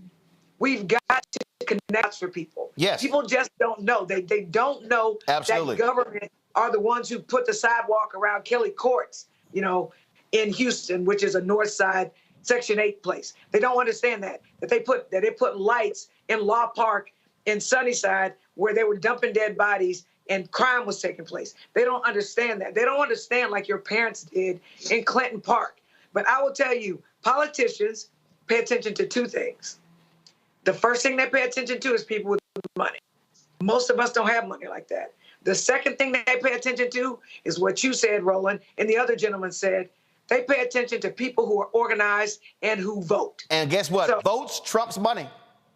Absolutely. You know what? You're right. You know what? Because I will say this. People can contribute a lot to your campaign, but they can't vote for you. And I was literally talking to Representative Allen, and we're both representatives, and we're talking about people that had a whole bunch of money, like more money than us. And you know what we do? I literally went to Isaac Elementary School yesterday. I was the only elected official that showed up myself because they want extracurricular activities. They want a performing arts center. And they were so thankful that I showed up and that I listened to what they want. And I told them, I will try to help you get this performing arts center. Yep. That's what we have to do. So now they've connected this elected official to, we can get a performing arts center and we can learn ballet. There you go. Very simple things, right? And there That's you go. what we got to do. And for everybody who's watching in Texas, before I let Yolanda go to my iPad, Henry. Folks, Texas has the largest number of eligible black voters in America at 2.9 million. 2.9 million. That's eligible black voters. I didn't say black population. That's eligible black voters. So, folks, if you do the math, and you talk about if you have 70% of black people in Texas, that's 2 million votes alone. 2.9. No, it's 2.9 million. I said, but if we vote at 70% of our capacity. Okay. Yeah. Now, here's the whole deal, y'all. Here's the whole deal. Let me see here. Ted Cruz, Beto ran against Cruz, and he ran against Abbott as well. Yeah, Ted Cruz beats Beto. I just want to see the vote total. Hold on one second. Vote total. So right here, the vote total was Cruz 4.2 million, Beto 4 million. If we voted at 7% of our capacity, we alone deliver half of the votes needed to win. But guess what? Makes it harder if we vote at 30%. 40%. That's how the game changes. Representative Jelana Jones, I appreciate it. Michael, your final comment. You know, this is a fantastic conversation. You talked about the American Rescue Plan. Rolling two quick things. Number one, no Republicans in the House or the Senate voted for the American Rescue Plan. We have to drive home that point. The only reason why that got passed is because of Democrats. One. Two, Vice President Kamala Harris was the tie-breaking vote in this. It was 50-50. She was the top-breaking vote. So all these people out here saying Vice President Kamala Harris hasn't done anything, the reason why you got those $1,400 stimulus checks plus was because of that black woman. Call her whatever you want to, but that's why you got them. And you're at whitehouse.gov, Roland. Fantastic website. Everybody look at, and Roland, if you could bring this up quickly, the Biden-Harris administration advances equity and opportunity for Black Americans and communities across the country.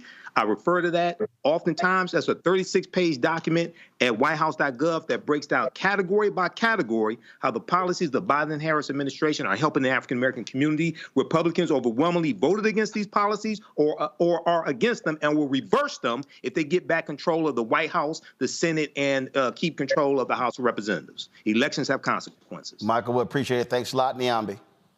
No, I was going to say, you know, you were talking about what Black people voting at their capacity can do. I mean, we see Wes Moore in Maryland, right? I mean, he's the only Black governor currently serving. Maryland, 1 in 3 voters in the state of Maryland is Black, right? And it was because 80% of the Black vote said that they were going to turn Wes Moore, and did, because only about half of white voters were going to turn out for him. So it actually does matter, and it particularly matters at the margins. Like when you show in Texas, you're talking about a few 100,000 votes, which seems like a lot, but it's really not. So we're not talking about massive blowouts in a lot of these cases. We're talking about thousands of votes, in some cases handfuls, as we saw in the presidential election. So, I mean, I think part of the issue we have, again, I go back to Jesse Jackson, is that you have people not mobilized and people who were left kind of out of the equation. And then when you looked up, it's like, we need those people. We waited too late. And then the election is over. Absolutely. Well, appreciate it. Let me now go to, let's see here, Kanita. A lot of election deniers that are currently sitting in our state legislatures. And that is something that we should all be considering in this moment. I look at the Black vote here in Pennsylvania in 2022, and the rate in which we showed up to the polls ensured that we have our first Black woman Speaker of the House in our state legislature. It also showed we have a Black man as our lieutenant governor. And so the power of the Black vote can do incredible things if we come out in record numbers. In Pennsylvania, we need to come out at the 70% number that you mentioned. Roland, we were 67% in 2020. And so we need to make sure that we vote at more record numbers here, and the youth must come out and cast a ballot. And unfortunately, if you have 4 grandchildren, the likelihood is only one of those 4 are registered to vote. So let's get the children involved, let's get the young folks involved, and let's get everybody to the polls. Absolutely. Closes out, Gary. You know, I live in the 50th ranked state in the nation, and it is the second blackest state in America. When I ran for Congress, 18% of the population showed up in the second congressional district here in Louisiana, which at the time was the only Black congressional district.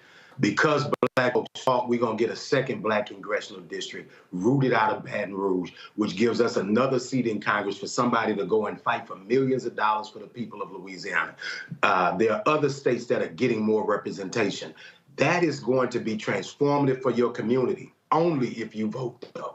It doesn't happen because of osmosis. It doesn't happen because we hope it gets better, because we pray it gets better. Faith without works is dead, and faith ain't foolish. If you ain't getting off your tail and go do something, it's not going to happen. And for those of us who sacrifice from our families and go out there and do this work every day, you spit in our faces when you tell us you're not going to vote, because we sacrifice every day and go out here and do this work. And so if you appreciate the work that I do, if you appreciate the work that Roland does, if you appreciate the voices that you've heard and the things that we are consistently doing to advocate, don't spit in our face and tell us that you're not going to participate, because too many of us are out here every day doing things we don't have to do on your behalf for all of us. And all you got to do is go around the corner and cast a ballot. Do your part so that we can all do better.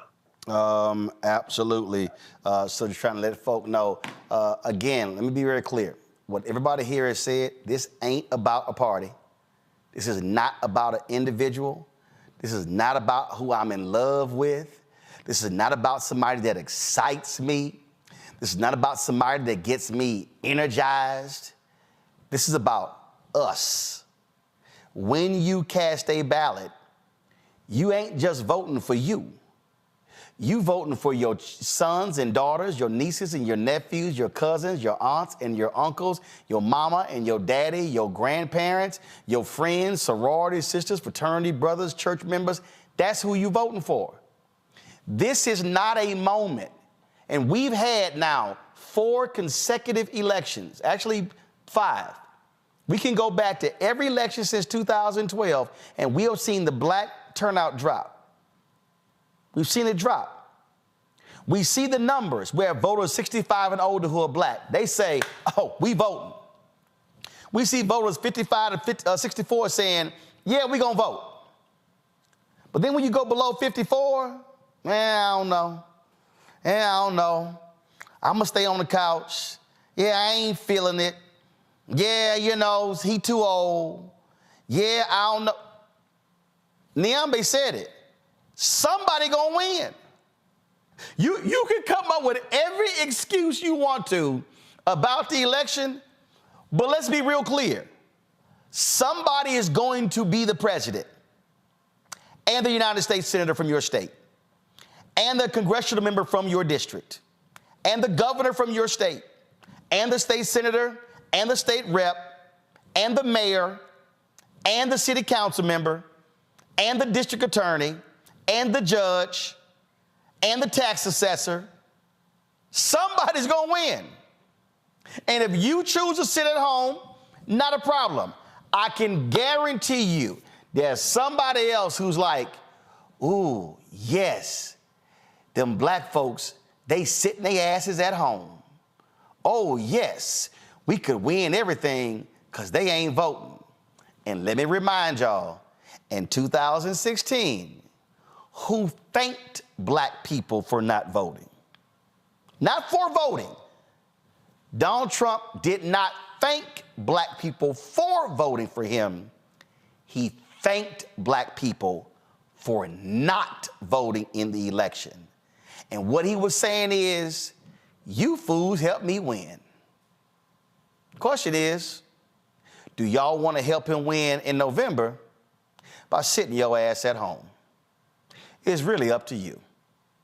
When we come back, we'll talk to one of the descendants of the Tulsa Race Massacre about the 103rd anniversary today and tomorrow.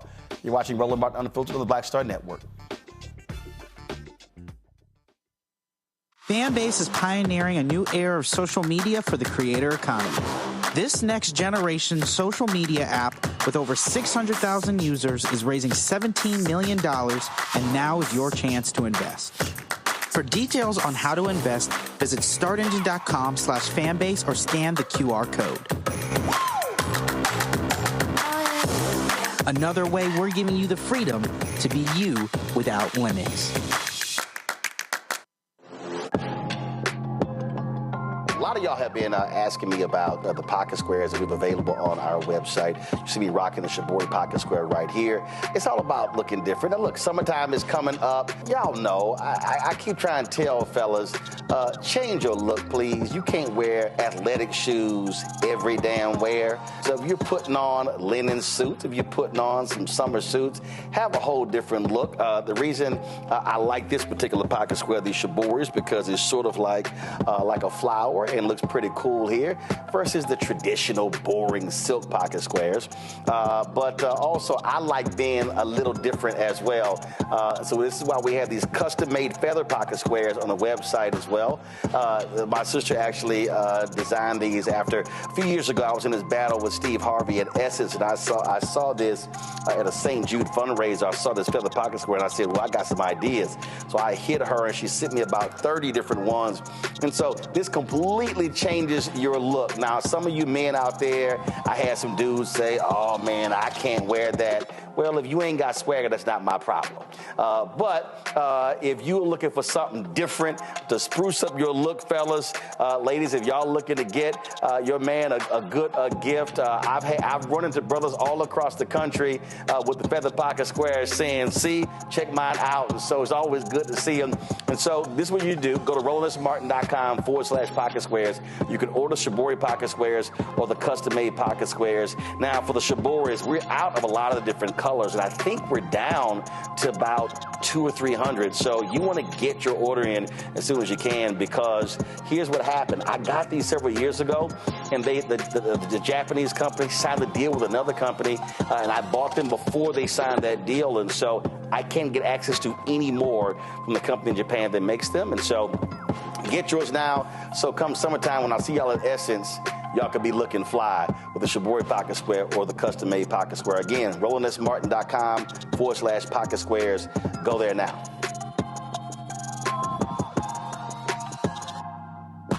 He's Sherry Shepherd, and you know what you're watching, Roland Martin Unfiltered.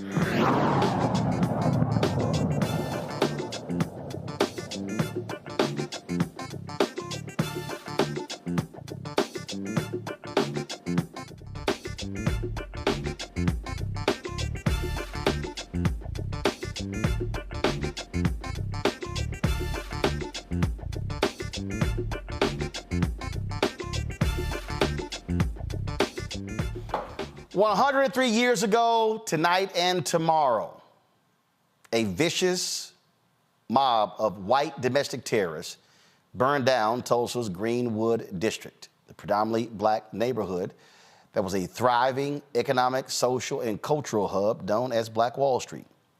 The Greenwood district was reduced to rubble during the murderous terror unleashed beginning on May 31st, 1921, spanning into June 1st, 1921.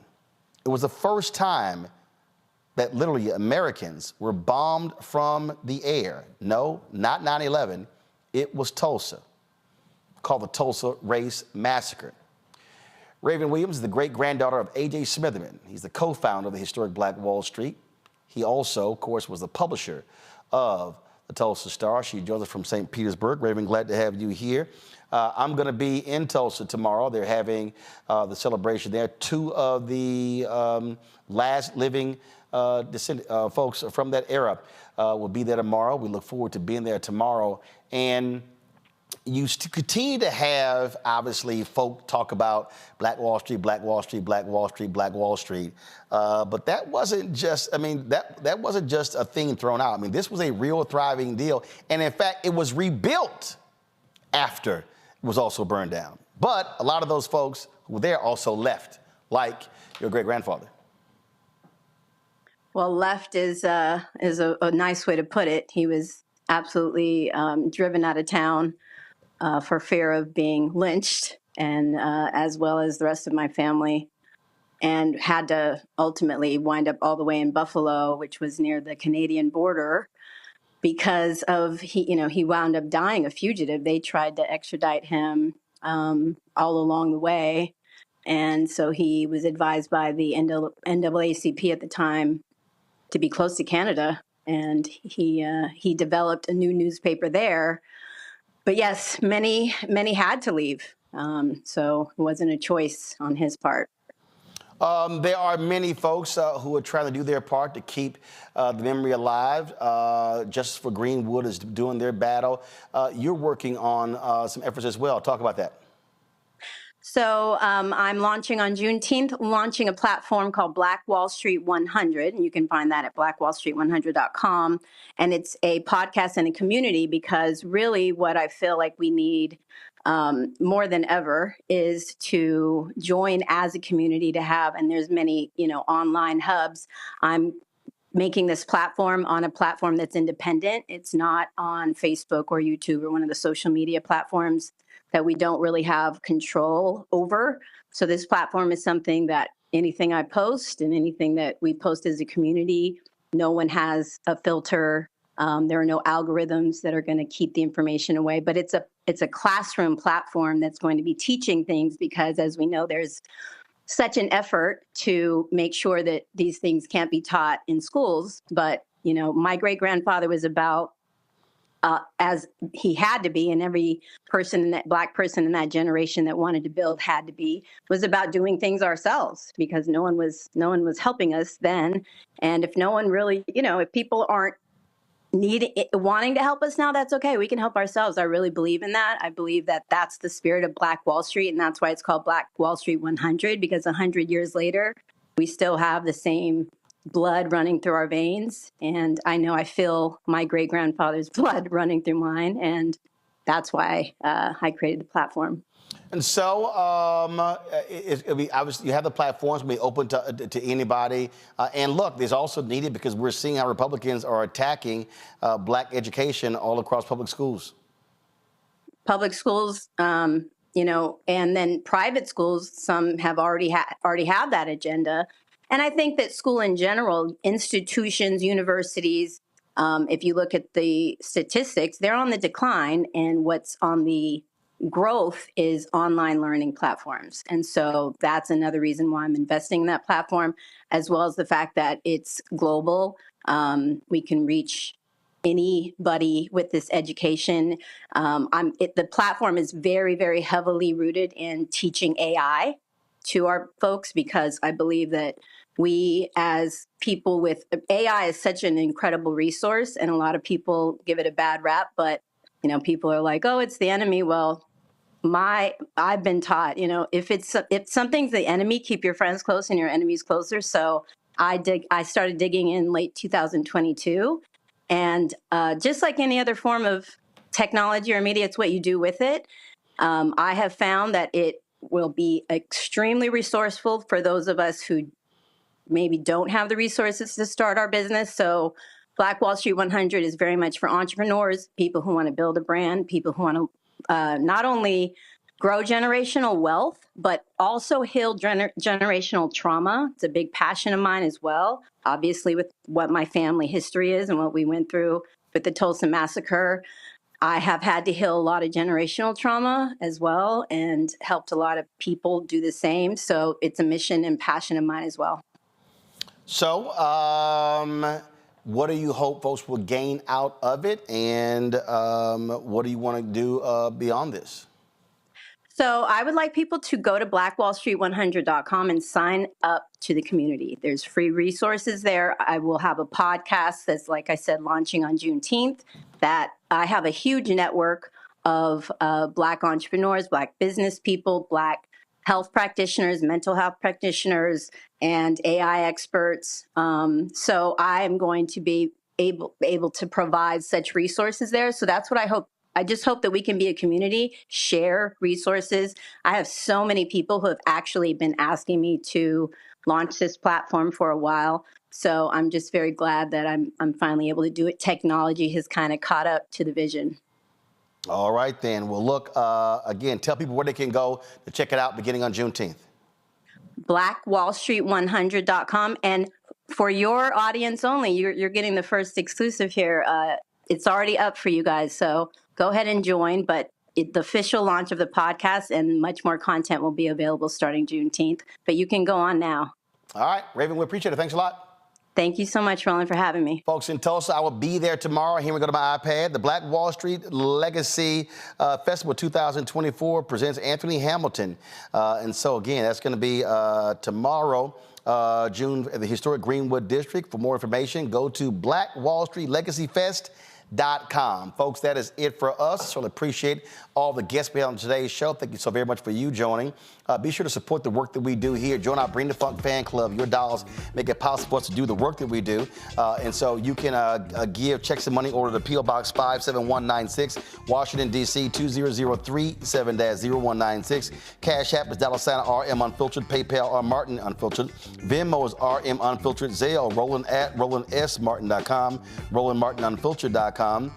Then, of course, download the Black Star Network app, Apple phone, Android phone, Apple TV, Android TV, Roku, Amazon Fire TV, Xbox One, Samsung Smart TV. Be sure to get a copy of my book, White Fear, How the Browning of America is Making White Folks Lose Their Minds, available at bookstores nationwide. Get the audio version on Audible. And I got 300 copies of my book, The First, from my brother's house in Houston and my house in Dallas. That's it. If you want to get an autographed copy, folks, and I'm autographing them this weekend, I'm mailing the books on Monday. A bunch of y'all keep hitting me up, but I just got the books, y'all. You can get it at RolandSMartin.com/The First. They're just 300 copies. That's it. I'm not printing anymore. You want a personally autographed copy, be sure to get it. Let me thank Gerald Gray, Trina Hodges, Charlie Stokes, Rodney Hampton, Patricia Daniels, Josephine Turner, Jeffrey Parker, Fred Childs, Trina Hodge, Normanique Holmes, Clarissa, Joan Warren, Eric B. Van Slyke, Marcus Gutner, Renee Reese, Y. Willie, Francis Blount, Alicia Creer, Kareem Brooks, Gerald Gray, Cynthia Phillips. They all gave during today's show. Folks, that's it. I will see y'all on Monday right here on Roland Martin Unfiltered on the Black Star Network. Shout out to my man, Michael Williams. He turned 70 years old today. His wife, Donna, I think was Donna's birthday yesterday? Hold on one second. I think Donna's birthday was yesterday. So Michael turned 78. His wife, Donna, she turned 63 on yesterday. Yeah, I gave y'all age out. Holla!